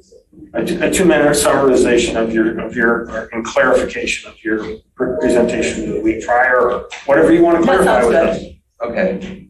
So at some period of time, sort of free form within the 15 minutes? Is that No, what you're saying? 15 plus 2. 15 plus 2, I don't know, that's 17 minutes. So Yes, now we're up to 17 minutes per do candidate. 12 plus 2. I don't. Okay, well. Okay. So some standard amount of time for each. I don't think you need more than a couple minutes per question. Yeah. And I think you should have 3 questions. So you're talking 10 minutes plus 2. I think everything can be done between 15 minutes for each candidate. I agree. Okay, so 15 minutes for each candidate and some set of questions that the board will have input to the township administrator to assemble, and there will be standard questions for each candidate. They all answer those same questions. All answer the same questions. Or they're all having the same questions posed, whatever they choose to say in response is up to them. We found that tonight. Yes, indeed. All right. Well, that, I accept that as the approach. And so we'll all give. So we'll all Input. give input to Jim Murdy, the interim township administrator, and he will do what David Rowley did before, and that is to sort of synthesize the input that he receives into a set of standard questions to be posed to each applicant, assuming that all the applicants are ready for another round of this. Yeah. Yes. I would just say, and although it's not a requirement, I would also encourage, I would like to speak with Bob. I would like to speak to the candidates as well, if they would like to reach out to the trustees. Anyone's free to do that, for sure. Absolutely, that's what I'm saying, it's not a requirement, but I think it's a good idea. Agreed. All right, so that's the motion, that's our plan, to table it with the intent to have Jim structure that process for our next regular meeting. You got that, Jim? Yep. Okay. So with that, please call the roll. McLaughlin, Yes. Hathaway, Yes. Palmer, Yes. Flintoff, yes, Jerome, Yes. Noel, Yes. motion passes 6-0. Okay, that brings us to reports. Administrator Murdy.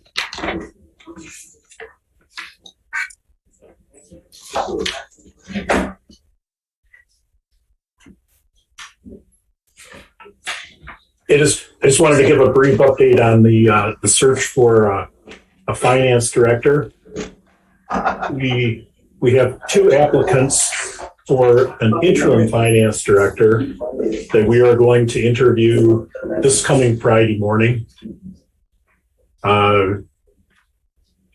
Without too much additional detail, it's been provided through a company called GovTemp, and they provide temporary employment for circumstances just like this.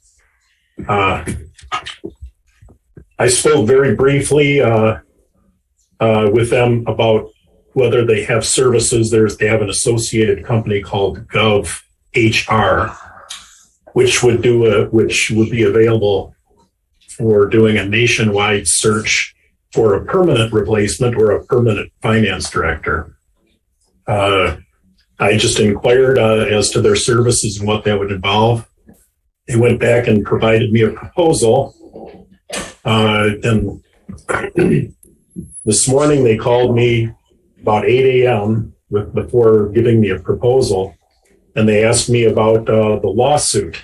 Apparently one of the candidates had asked about litigation that's currently going on.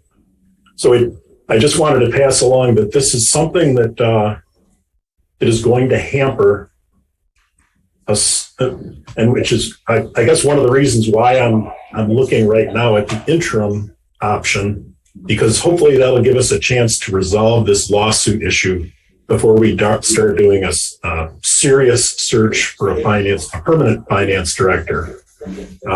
So I just wanted to reiterate the amount of damage this lawsuit is causing Scio Township.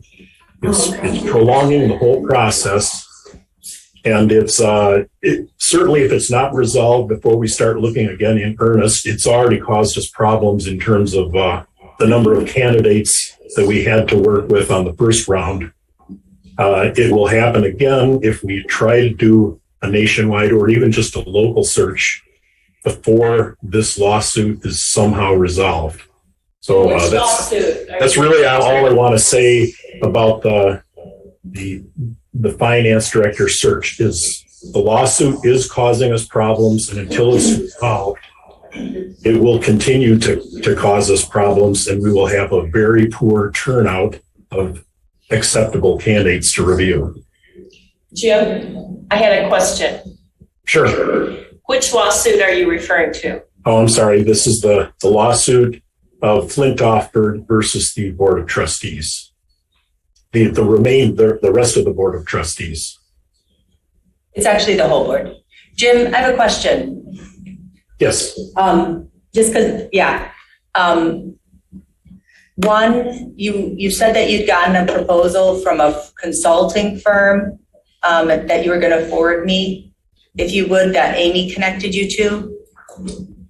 Oh, I guess I'm sorry. I thought I had. No problem. I wanted to still pursue that option. I honestly thought that I had forwarded that to you already. My apologies. No problem.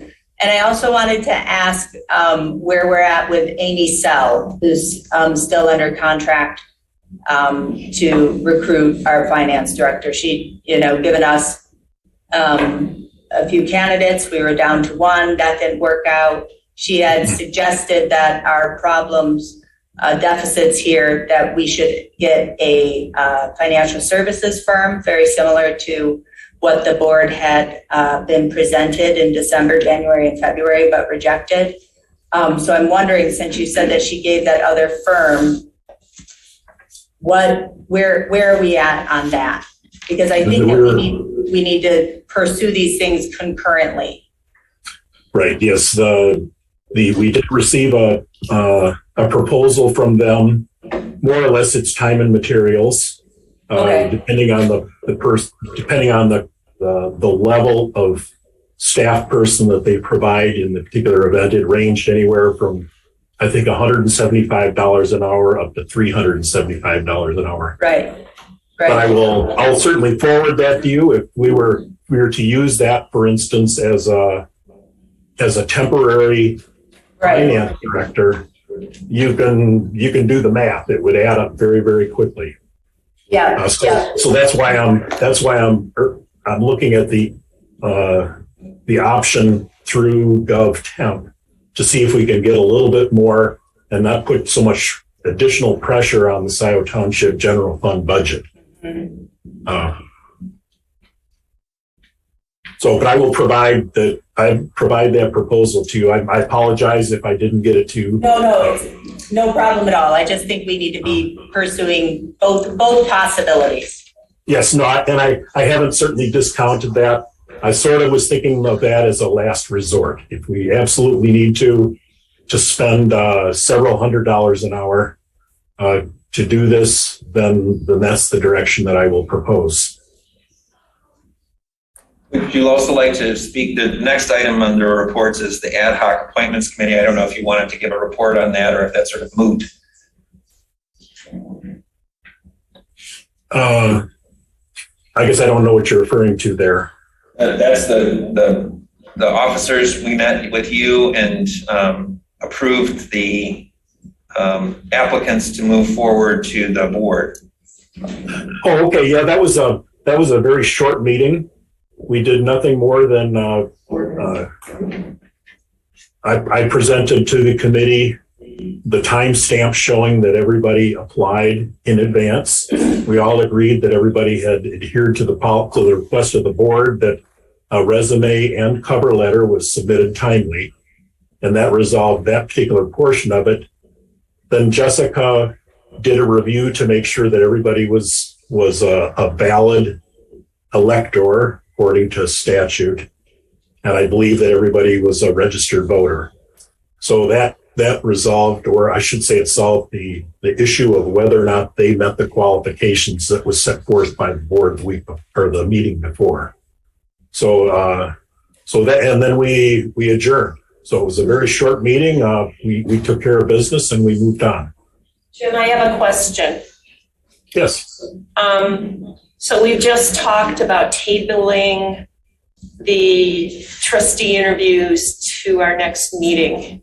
We've discussed a little bit about the process that we're going to go through in terms of submitting questions. Are we going to open up the applications to additional people? That's entirely up to the board. It wasn't I did not get that from the motion that I heard. We currently have we have three, I believe, remaining candidates. Posing the question because residents might ask that question. Mm-hmm. Right. Well, that certainly wouldn't be my decision to make.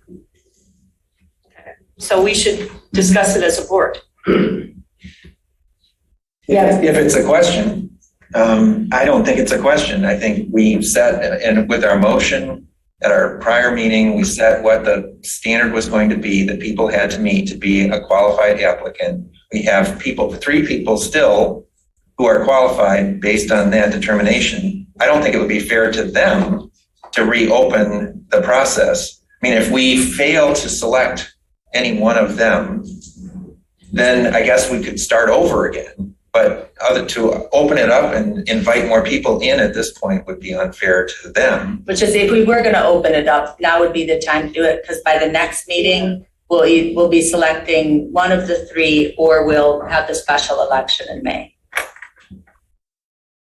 I think that's where we're at process-wise. Well, that could be an outcome. There could be other things that could happen, I suppose, but that is one possibility. So I'm just saying, if we want more options in the mix, now is the time to open it up. You guys put this in the paper on August 18 only. So the ad for needing assistance went into paper on August 18. Today is August 23. When Scio advertised, if we need assistance for the trustee, that is not long enough time. It's not time for public comments right now. In any event, that's I guess the remainder of my interim administrator's report. Well, there's also the Budget and Finance Committee, if you would like to report on that. We had two items on the agenda. The first item had to do with the action that was taken earlier tonight by the board to complete and finance, I guess, determine the funding, proper funding, and the model motion for the water main phase 2 and 3 completion. The primary objective that I had in that particular agenda item of the meeting was to agree on a model motion to present to the board. We accomplished that. We found the information. We received general ledger numbers that we could insert into the model motion, which helps the accounting department later on actually code these things. And we determined how much was to come from each source of funding, one being the community benefit fund from Trailwoods, and then the balance coming from the water fund. So that was the only purpose that I was seeking from those two particular items. The second one was a discussion concerning the fire department fund and the current status. And this was so that we could all, primarily the committee members, could all get on the same page and have an understanding of where things stand with the fire fund. I think it's very important. I have had conflicting reports from various individuals, and it was just clear as mud going up and leading up to that meeting. I realize others, especially those who had watched from Zoom sessions, didn't have all the benefit of the information that I had and the people that were sitting at the table had. But the purpose was for the people at that particular table to have a good understanding of what the fire fund was and the status of it. So that was the entire objective for that particular portion of the Budget and Finance Committee. I don't think we've ever had a really good presentation. We had an opportunity for the former finance director to tell us what the actual book said. We had an opportunity for the fire chief to describe and explain what the consequences are of working. I should begin by saying that yes, the fire department is operating in a deficit. And I was interested in what this It's in fund deficit. Yes, It's not operating in deficit. That's correct. So far, they are not in operating deficit. They have And not. I was interested in what the fire chief felt would be the consequences of being in that status. At the moment, we've been told that the state will not look at us unfavorably as a result of that, because they know that this stems entirely from the board loaning itself, essentially From our own bad decision. money to the fire department from the general fund to help with the renovation of the new fire hall. This has consequences as far as what it looks like on the books, as opposed to if the township board had decided to go out for a bond. So it completely, it just changes the scenario completely, how you actually go about funding that, funding those improvements to the fire station. So I think that was what I really needed to have a firm understanding, and it was confirmed that, at least as far as the state's concerned, they are not going to penalize us for being in a deficit scenario, because we did the fiscally responsible thing of loaning money from our own fund balance rather than going out and with the expenses of external or bank bonds. So that more or less summarizes what happened at the Budget and Finance Committee. Thank you. Clerk's report. Sure. I just want to thank again our polling places. We expect to use the same set of great community partners for November 8th. Our polling places do not charge us. Very grateful for that. It's about a 3-day commitment for the spaces, and we've received back an especially gracious note from Pastor Ted Llewellyn at Scio Community Church, who said that they love being a polling place and, quote, "We want to continue to be a blessing to you and the community." which I think is an especially nice sentiment for our polling places. I want to also note we continue to suffer from the lack of sufficient and qualified finance staff. Rebecca Maudy's been our sole finance staff person since November 2021. All of this inaction has been made worse when on May 13th, interim administrator Murdy removed my necessary administrative authority to control who has the ability to change the journals and ledgers of the township. I'm the custodian of these records. Control and custody go hand in hand. The clerk's office is its own under the Constitution and the statute. This board and its interim administrator have not yet fully returned control and custody of the journals and ledgers. Currently, these records are unprotected from manipulation. I currently don't have proper administrative authority to ensure that these are correct.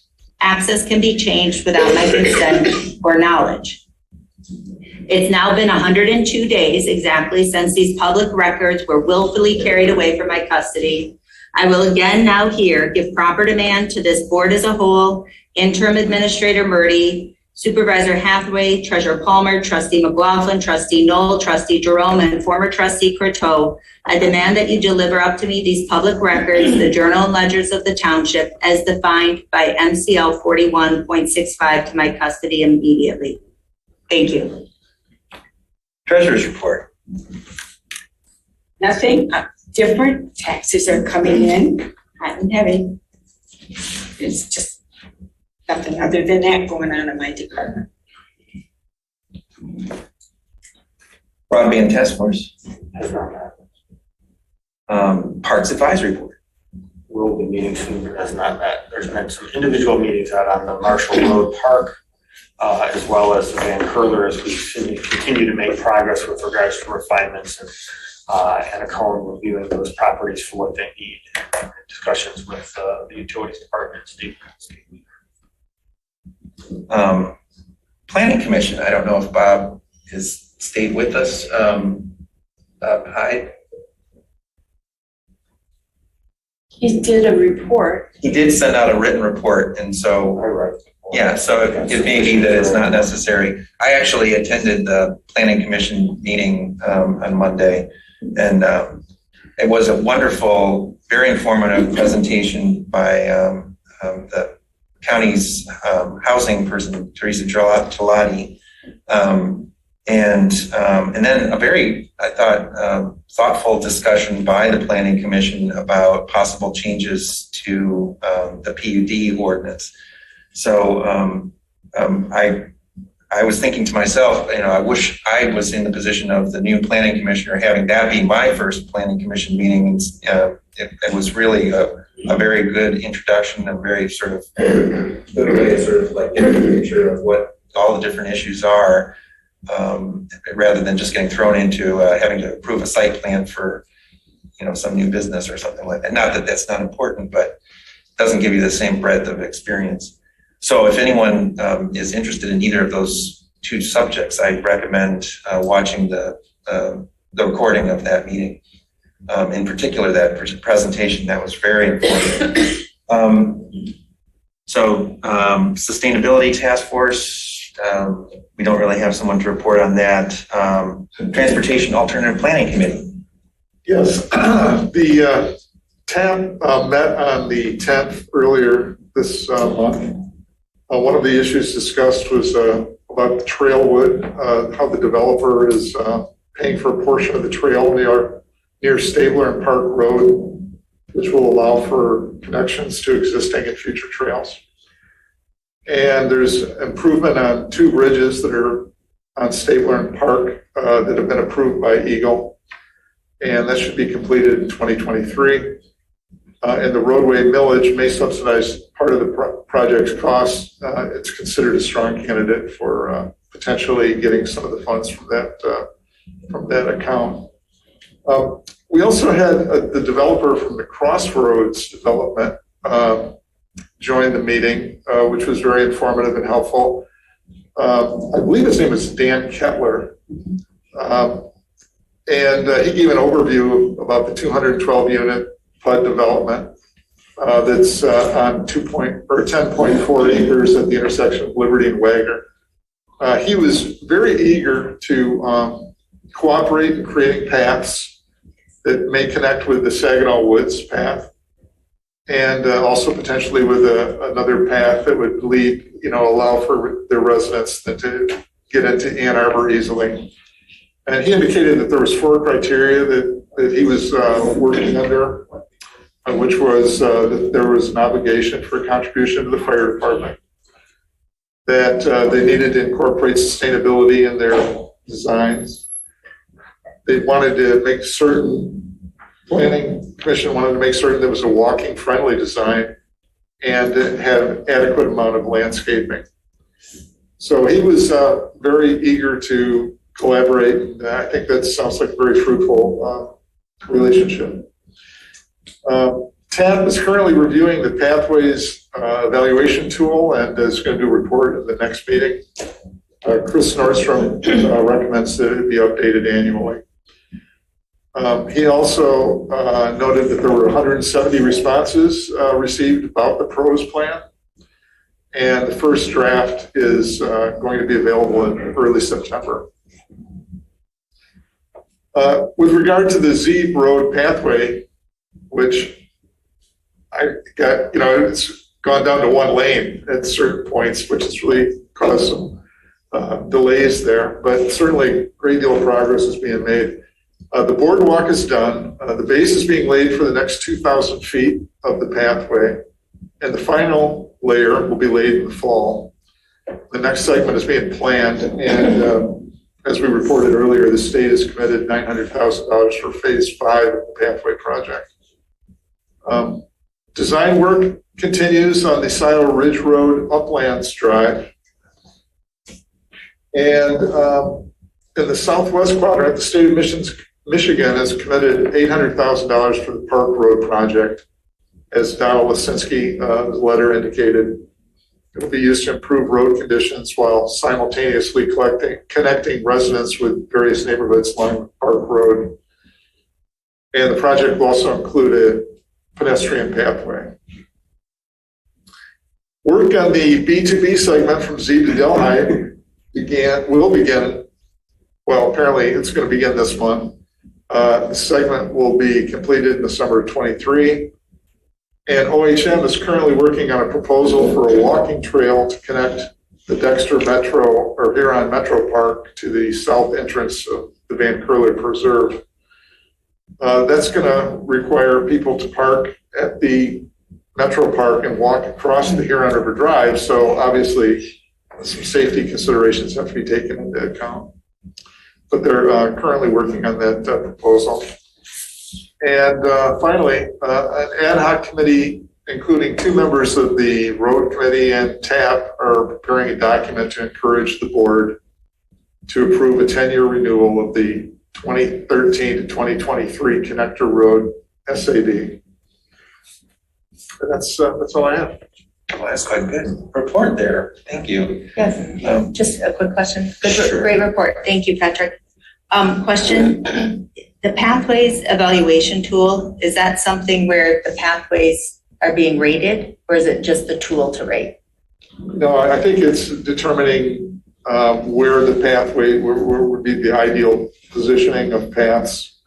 That's my understanding. Oh, okay, Yeah, okay. It's so- not the condition of the pathways, like a No. road condition, it's about. I don't think so. I think, I'll learn more when they do the proposal or when they do the presentation. My assumption is that it's determining where is an appropriate place to place a pathway. Got it. Thank you. Gentleman report.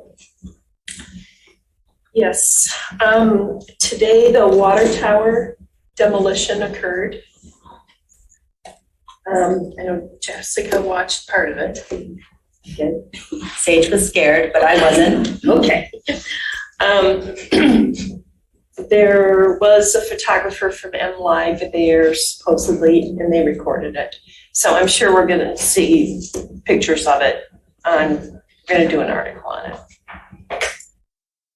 it. Also, we learned today that a group of us had written a manuscript and submitted it for publication to a public health journal called Current Opinion in Environmental Sciences and Health. It's a national journal. And it has been accepted. It's kind of a historical description of what's gone on with the Gelman contamination. Oh, good. My part was a legal description of the ongoing litigation and where things stand. And then there are scientific parts, and Rita LaCaruso, who's a PhD in public health, she brings it all together with the science and current issues in environmental science. So it's a lengthy one. As soon as it's published, I'll get copies if people want to see it. Absolutely. We should put it on our website. It's really complicated. But we should. We can do that. It's good that it's being documented, the complicated history of it. Yes. Okay, and Roads Committee, no meeting since our last board meeting. I did have a question. I know we've talked about having a working session. Mm-hmm. And we've talked about having a working session to discuss David Rowley's recommendations. We've also talked about capital planning, capital improvement plan, and having some discussion about priorities. I just want to raise these issues because we haven't scheduled a working session yet, and I think we need to. And I ditto that. I also remember we said that we would have a working session when the roads committee was ready, or the roads TAP subcommittee, whatever it is now, on the roads, potential roads millage, or roads SAD renewal, whatever it is. We're not quite ready on that one. No, I know, but whenever the time is right, I would like to have a full board conversation on that. Because I don't want to, it's a big ask of taxpayers. $85 a year.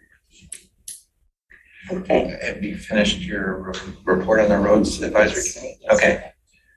Just quickly, I'm just going to use my time to respond to a couple of things the clerk said. That December, January, February, you said there was a presentation to the board of a proposal for financial services. That's just not true. There was one that was formulated in January, but it never went to the board because Woodhill resigned before it could come to the board, and that was part of the proposal. Actually, the other part of the proposal has actually been acted on. We did hire the person who was also part of that proposal to serve as our clerk in the utilities department. So, or temporarily anyway. You said something about the lack of qualified financial staff. And every time you say that, I find it kind of insulting to our staff unnecessarily, but it's just not true. We have qualified people on staff and they are doing good work. Regarding the control of the journals and ledgers, again, you have access to all of the journals and ledgers. You have control over the general ledger and people's access to that, but you don't have control over all of the other access for everyone else because that is not your statutory responsibility. What you're saying is incorrect. And so everything is available to you. There's nothing that's been taken away from you. Nothing's been removed. You have access to everything. That's not It's true. just not controlling everyone else's access. That's my report. Now it's time for public comment. Is there anyone present who would like to make a public comment? You have 3 minutes to speak on any matter under the purview of the Board of Trustees. I trust my colleagues to read board minutes and court filings if you need to find the truth. The judge is going to rule it. Let it go. Yeah, I know, it's wild, isn't it? Resolve this amount. Save it for court, Will. So, it's really awful what happened tonight. It really is. It's just awful. Two of your candidates walked out because even they couldn't take it. And Will, I am talking to you, if you don't mind giving me your attention. You brought up your father tonight, Will Hathaway. That's You fine. brought up your father tonight. It was very touching almost, except I knew your father. I knew him. Long time I knew him. And you know what he's saying right now, looking at you and listening how you bully the board, and how you talk out of both sides of your mouth, and how you influence people, and how you were zeroed in on Mark Perry because you knew that's where your power would stay without someone like Mark Perry to answer for, your influence to continue so you can bully and turn this township into a very unpleasant place to be right now with you in power. And the reason people have problems in this township is because of you, because of the evil person that you are. And I guarantee you, knowing your father and the man that he was, he would find it to be disgusting and very disappointing. And week after week and meeting after week, you do not fail to disappoint. I think you want to dig a hole and crawl back in it and close it up. Anyone else who would like to speak during public comment? I'm sorry. Well said.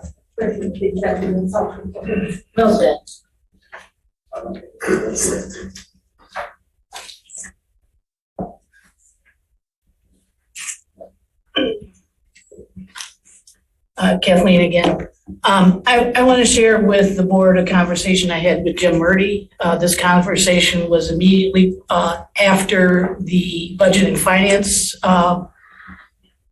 meeting. It occurred right here in this lobby.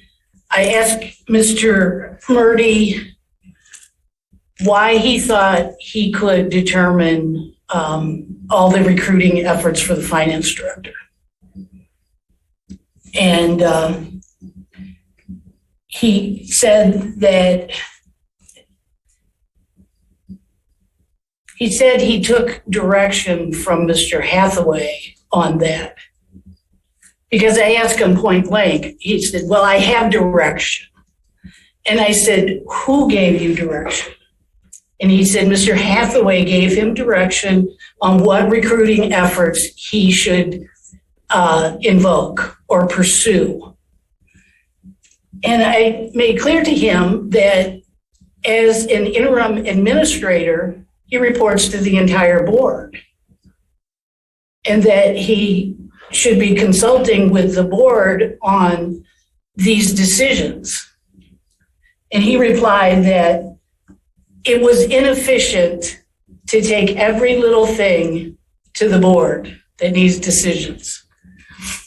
And I said, but you're taking this direction from Mr. Hathaway. And he said, well, Mr. Hathaway is the chief executive administrator. And I said, Jim, I think you're confused with the Uniform Budget and Accounting Act, which says that he's chief financial, I don't know, you could help me, Jeff. Chief Administrative Officer. Chief Administrative Officer, and that really, the only duty in that is to submit a budget and indicate to the state that the audit is ready to be consummated, the so-called F-65. And I also told him that in my impression that if he continues to not take direction from the full board, that he puts himself in a very precarious position. He has liabilities for taking direction from only one person. And he admitted freely that it was inefficient to bring things to the board. This is a travesty. This is an absolute travesty. It's an absolute travesty that he has only taken direction from Mr. Hathaway. Now, board members, do you think that's a right way to do it? Because he's supposed to be reporting to you. He doesn't tell you about lawsuits. He doesn't consult with you on many things in the township. It's incorrect. And Mr. Murdy is in collusion with all those activities. Also, I have seen the, I'm gonna finish. Is there anyone else present who would like to speak during public comment? Also, I have seen the authorization profiles. And Jessica, you are absolutely correct. You are lacking authorizations that you require. I know I'm correct. Thank you. Or do you want to speak? Please come up to the table. So the atmosphere is so poisonous at this board that we can't even thank people when they do the right thing. Despite our many differences, and despite the fact that I think you're stuck someplace between the Republican and Democratic land, I want to thank you for working with Representative Lozansky to bring $1.5 million to Scio Township. I know you work closely with her. The credit goes to you and to her. That's number one. So thank you for that. I always told you I'm an issue-oriented person. If somebody does the right thing, I want to praise. If they do the wrong thing, I want to think of me as a full-length mirror for the next few minutes, which I'm going to show you some of the things that you like and many of the things that you don't like, all of them. Number two, I was very dismayed, disappointed when Representative Lozansky showed up here, the leader of the Democrats in the House, to make a presentation about that I brought home fungible money, 2 grants, $1.5 million. She stepped out. The level of unprofessionalism shown by Kathleen Brandt and Jillian Carey, coming face to face, nose to nose with her, getting into her personal space, to where I had to step in and to when they left, she goes, I don't understand why they're so mad at me. Vetting from my point of view means I have to bring a project which is vetted by all my district, not just Scio Township. You usually are mad at people if they take something away from you, not if they bring you $1.5 million, to which I responded, she brought you a running young stallion, you're asking her, how come you didn't bring the tag along with it? Outside the door. And then she thanked me for being there. I thought that was, all these people are public officials. I thought to treat somebody who is the leader of the Democrats in the House. Most people who live their hometown, they forget about the hometown. They think Lansing or DC is the home. Here's a woman who is thinking about Scio and is bringing money back to Scio. Bringing $1.5 million to Scio, which we didn't have. And that's how we thank her. I was very dismayed with that. Number three, Jessica, I feel every pain that you said about inclusion. You understand that while originally you thought I was against you, when I found out Jane Vogel, because of her bigoted comments, was going after you because of your LGBT status, I knew that that was wrong. Regardless of the policy differences, I stepped in and I defended you. I expect the same because there are people in this township who think people like me who are naturalized citizens don't belong. From my point of view, the old verbiage which says, they came for my neighbor's neighbor, I didn't say anything, they came for my neighbor, pretty soon they came for me, there was nobody left to say anything. So, with that in mind, okay, and Mr. Reed even said it, we need more inclusion. So, I'm going to tell you what you don't want to hear. Jillian Carey filed public records when she was asking for the extension of the temporary restraining order against her nasty neighbor, who's a very nasty guy. I've had my own fight with Joe Grammatical. They have been in court with each other. In it, she says, a black man with beard knocked on the door of my house. There is nothing more scary than a black man knocking on the door, or for that, any other man. Okay, let's stop. I'm not talking to you. So if the person looks at somebody with the color of their skin, whether it's black, I don't say that Chinese man knocked on my door, that Hispanic man knocked on my door. If you say a man knocked on my door and I'm scared, I understand that. But to identify the person as a color of skin, black man, brown man, yellow man, that shows you what's in your heart. That shows you that the people who got to the water hole first want to keep people like me and that black man out. And she says he was a nice guy. He was confused black man. Abby, so you were at 3 minutes. I just want to also say.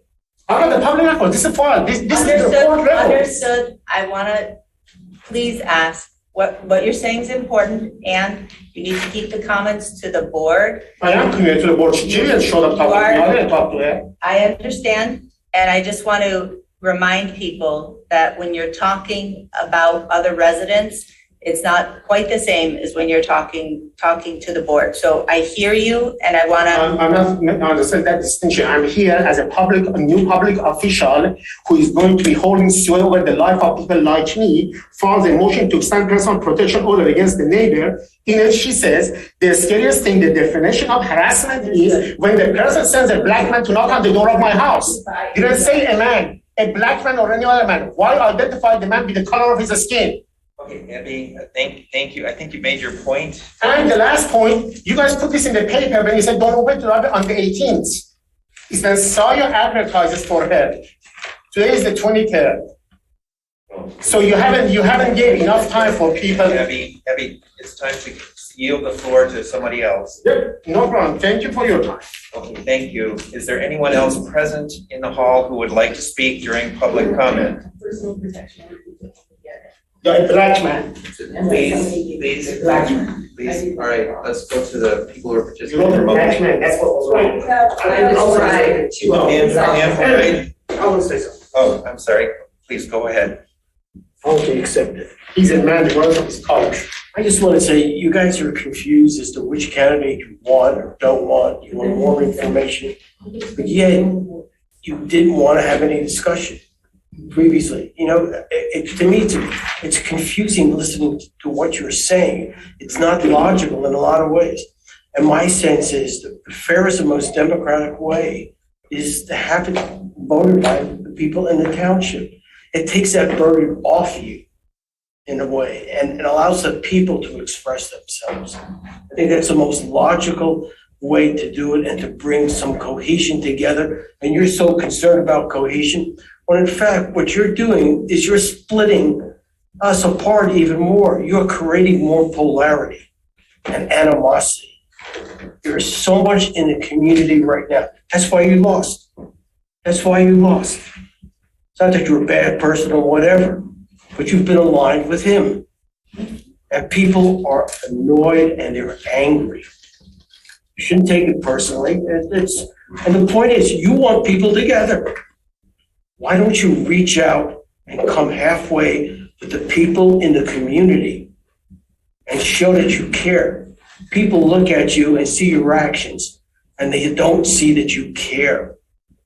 Sometimes look at the videos yourself in an objective way. I'm trying to be very rational in my approach. I'm trying to give you some help and assistance. I want you to succeed, because if you succeed, we all improve and come out better for this. Why can't you see that? You're creating a lose-lose situation. Open your eyes. Thank you. Is there anyone else present in the hall who would like to speak during public comment who has not yet spoken? Yes, I would. For the past 4 years, I keep saying this over and over again, and it's not because I'm just saying these words. I have been in the community working for residents. I've never asked them if they're Republican, Democrat, if you're black, white, I don't care. I say, what do you need? And I have helped them. That is why I won 53% of the votes. I lost 7 by 700 against Will Hathaway for supervisor.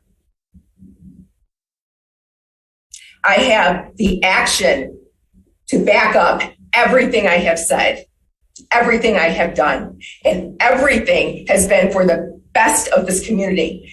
I have not done anything for my personal agenda. In fact, I have given up my life. I have no social life. This is my social life, is helping my community. And yes, I have an issue with a neighbor that has harassed me since before he moved into his house. And I was granted a personal protection order against that man.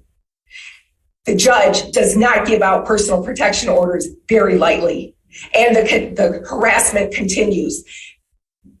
Apparently, it has been given to somebody to use against me. Oh, here we go with John. I have, excuse me, I am talking. Okay, so she's responding to me, I'm gonna respond after she's talking, because she wasn't supposed to address me, she addressed me. Please, it's not your turn, it's Jillian's I don't turn. care. I have run If she is bigger than I want. every time I have applied, I have done it properly by the rules. I have followed process. I have held every one of you accountable for process. Because if we don't have process, statutes, ordinances, and we don't follow them, then it makes it unfair for the rest of us that are left behind. The favoritism, it has to end. The best buddies. I'll give you this if you do that. And if you voice against me, then you are the bad person. We are all in this community. It doesn't matter who we are. And I take offense that I am pointed out as racist, anything else. Don't write. Because I am not. I followed descriptions based on what the judge, attorneys, and sheriff deputies have told me to do. That is it. Okay. I will continue to work for my community. Because she responded to me. No, it's not how She responded it works. You said that the people can respond to each other. Participate remotely, who is a public We comment. have Pam Boyd. Pam Boyd. Jonathan Greenberg. Abby, you embarrass me. No, listen, you embarrass me. Please, Don't embarrass me. I just bold. I'm gonna respond to you. Interim administrator. The color of her is a skin. She could have said. Abby, shut up. No, you shut up. Abby, Who are you to tell me to shut up? it's her turn to speak. Yes, she just told me to shut up, Will. Well, she shouldn't have done that, but Exactly. people, So if you you, address me, I'm going to answer that. But She, Abby, no, her limit is nasty. I you took need over. I go to to court. stop. You need to stop. People, please address the board with your comments, not each other. Yeah, she just started saying you embarrass me. Yeah, please, Abby, let Pam have her turn. That's fine, but don't talk to me, talk to you. Yes, Pam, please address the board. Interim Administrator Murdy, the lawsuit isn't the root of the problem, it is a symptom. Because the supervisor didn't want questions of the candidates, a very good question was never asked of Mark. Did Mark know that he had to resign from the board of review to be a trustee? It would be, I would, having gone to the board of review meetings, Mark is really good, and there are few people that would be good in that position, and Mark is very good. So, Supervisor Hathaway. And I'm sorry, I've scratched out a lot of my notes because I'm a little hot under the collar like a lot of people tonight. You seemingly subjugated the democratic process tonight by not allowing these questions. It shows that you desperately need control of all issues to get your own way. More time to study the candidates is a good thing, and Trustee Jerome, I commend you for standing up. You are the supervisor. You are not the king. It is an embarrassment to this government how this behavior went this evening. I'd also like to bring up the preparation, speaking of embarrassment, the preparation from some members of the Budget and Finance Committee. It was a disgrace to how unprepared some of you were at this meeting. Shame on you. This is about the finances of Scio Township. Please behave like professionals. You are being paid for with professional documentation between the members of the committee. I don't need to know all of the documentation, but the conversation between some of the members, it's like you were in grade school. And I too agree, please allow Scio residents to vote on who they want as trustee. This is not a half-year position. This is a 2-year position. Please allow residents to speak with their vote. Thank you. Thank you. Next is Jonathan Greenberg, followed by Roger Rail. Hey, thank you. Can you hear me? Yes. Oh, fantastic. So again, thank you for the wonderful episode tonight. I originally was going to go with an 8.9, but it was really good there for a while. I mean, had my blood racing and all. But then you guys had that beautiful last minute thing where Abby came in and lied about Jillian and made up all that crap about her being racist. That was over the top. Excuse me, it's my turn to talk now. Shut up, Abby. No, you shut up. Shut up, Abby. You shut your mouth, Abby. You shut your mouth. It's my turn to talk now. No, you shut up. You address the board, not me. You shut up, No, Abby. you shut up. No, you shut up. No, you shut up. Okay, 9.2. 9.2. I give you a 9.2 now. You shut up. All right, can I have my turn? Can I have my time? Don't address me, address the board. I think we need to finish the public comment. We're at recess, we can recess, but then we have to give it. Bunch of goddamn bigots. It's 2 minutes to 11. If you take a recess. So, Jonathan, do me a solid and address the board, please. If anybody addresses me, I'm responding back. I'm being honest with you. And If I'm they being address honest. me, I'm responding back. Abby? They're being disrespectful, they're using vulgarity, and they call me to shut up and stuff. Abby? And nobody get it back. Abby? They go to the water hole first, they think they can keep us out. Abby, you need to stop. I'm not the one who's starting with. I understand. Jonathan, please Yeah, I will. address the board. Please. I thought I was, but Okay. Thank you.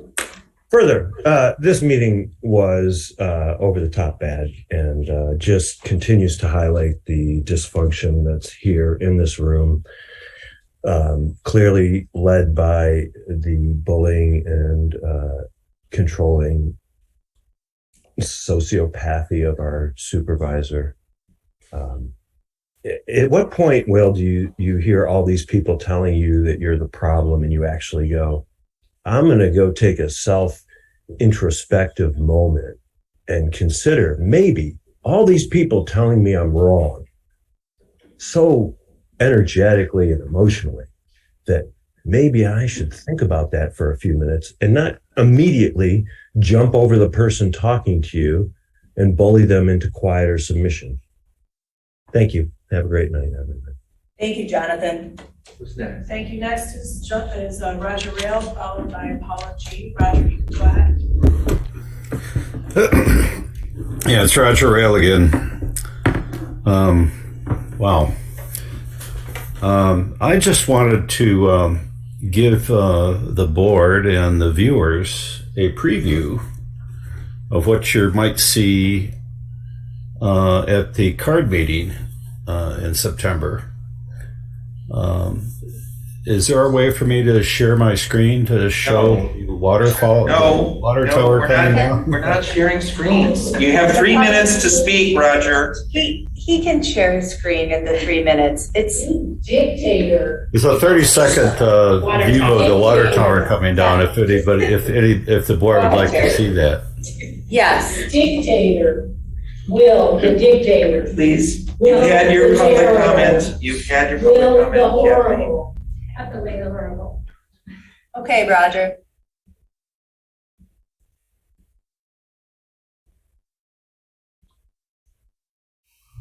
There, I have to unmute again, I see. And somewhere here I can do a share now, apparently. Yep. Thank you, Roger. Just a second. I don't see the share button.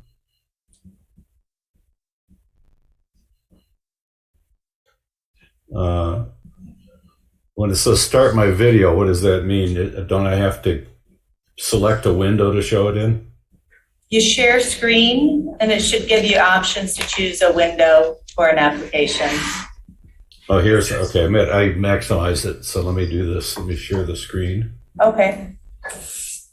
And then I will maximize this so you don't see the other stuff. You should be seeing the preview screen. All right. Yeah. And I'll make it big so that it fills the screen. You'll hear a little noise here at the beginning. I don't know if you're hearing the volume. The Okay, it already happened. Oh.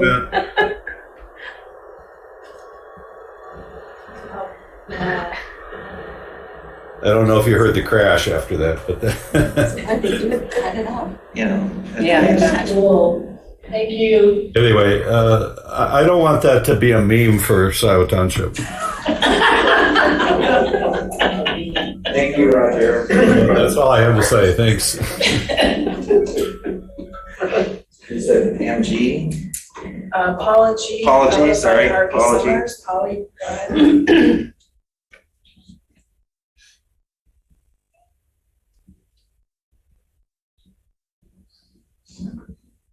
Paula, are you still there?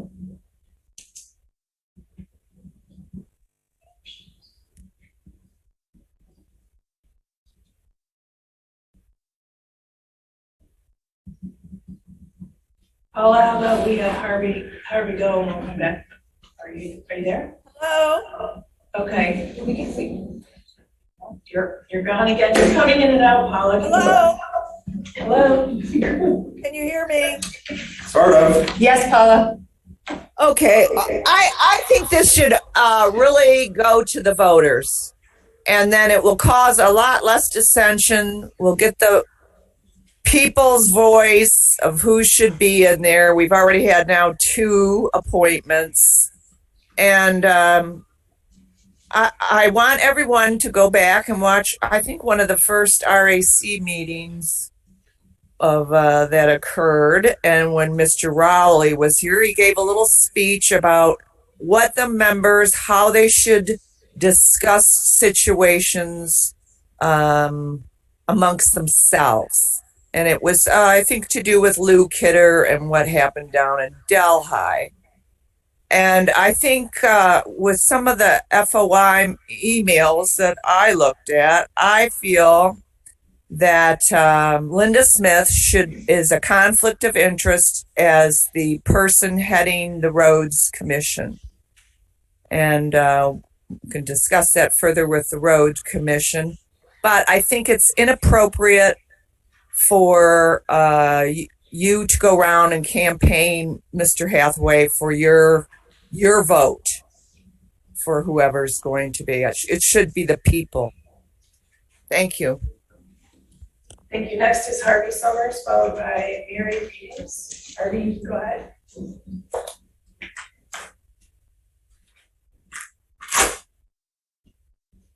Harvey, are you still there?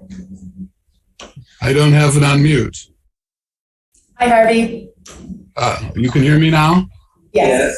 Thank you. I didn't get the unmute button again. Harvey Summers, 2129 Autumn Hill Drive. I want to say that I'm very disappointed that the board seems to have discounted the possibility of returning David Reed to the board. I say this since he has had such broad experience as both trustee and deputy clerk. Since Mr. Reed put himself into the running for this seat, I can only assume he believes, despite the turmoil of the past year, that he can make a contribution.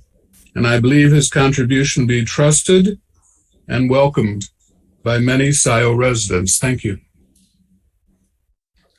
Thank you. Next is Julianne W. Julianne? I thought it was Mary Reed. She's no longer. Oh, all right. Okay, can you hear me? Yes, Ken. Yes, so I've been a member of, or lived in Scio Township for about 15 years. And I think it's important, board, for you to know, I've never heard of a single one of you. And that's a good thing, I think. When the township business is conducted well and members of the public kind of get to go about their business. And I tuned into this meeting and I'm absolutely shocked and appalled at the behavior of some of the resident comments. This is, I'm not sure how this is allowed, how all these personal vendettas are allowed to be aired here in this very not appropriate forum at all. And also, you've got some candidates that claim that they've been out to the public and, they're activists. Well, I don't need an activist. And I've never heard of some of those candidates either that are claiming that they've been out in the public and got so much percentage of the vote. Never heard of you. Don't know what the township needs activism for. We're a fairly relatively small and quiet place. I'm hoping that continues. And I'm really hoping that all of you can learn to work together and choose somebody for the board. I frankly, I agree it should go to a vote or go slower, take your time and not rush this through. But just kind of the petty, everything is really embarrassing for everybody and makes very uncomfortable viewing. And I would just like to see the township board get down to business, and leave the personal stuff behind because nobody needs to hear that. So thank you guys. I think aside from that, you're doing a great job.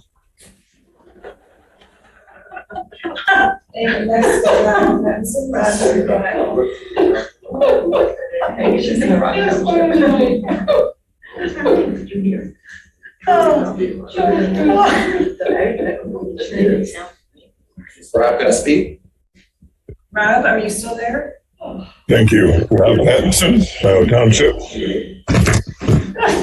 I would invite all residents of Scio Township to go to YouTube and look for the Scio Community News channel that has all of the meetings recorded, and they can inform themselves as to what's actually happening in the township and not rely on fantasy.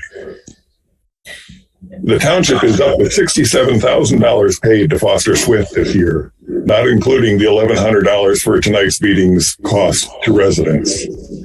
What interim director Murdy left out of his report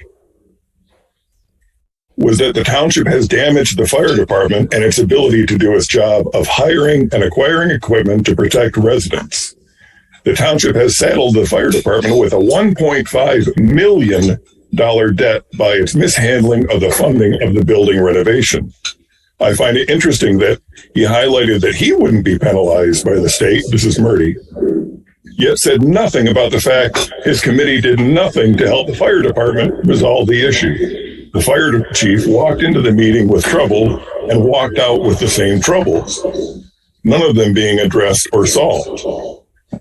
The Budget and Finance meeting was a very long example of why Scio Township is having so many financial mistakes. Add another $1.5 million to that list of mistakes.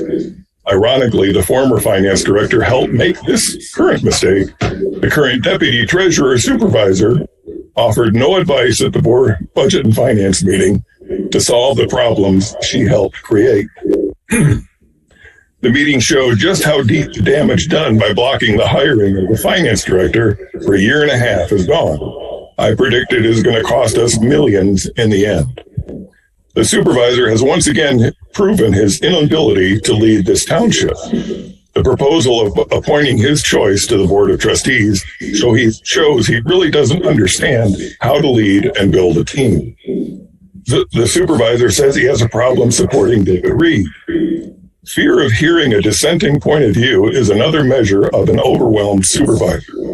The brave choice would have been to work with an experienced official who was willing to tell a leader when he was wrong. Thank you. Thank you. There are no more Zoom hands. Now, your motion. I'll make a motion to adjourn. We have a motion by Jerome, second by McLaughlin. All those in favor say aye. Aye. Opposed? Motion carries. We are adjourned. 11:11. Recording stopped.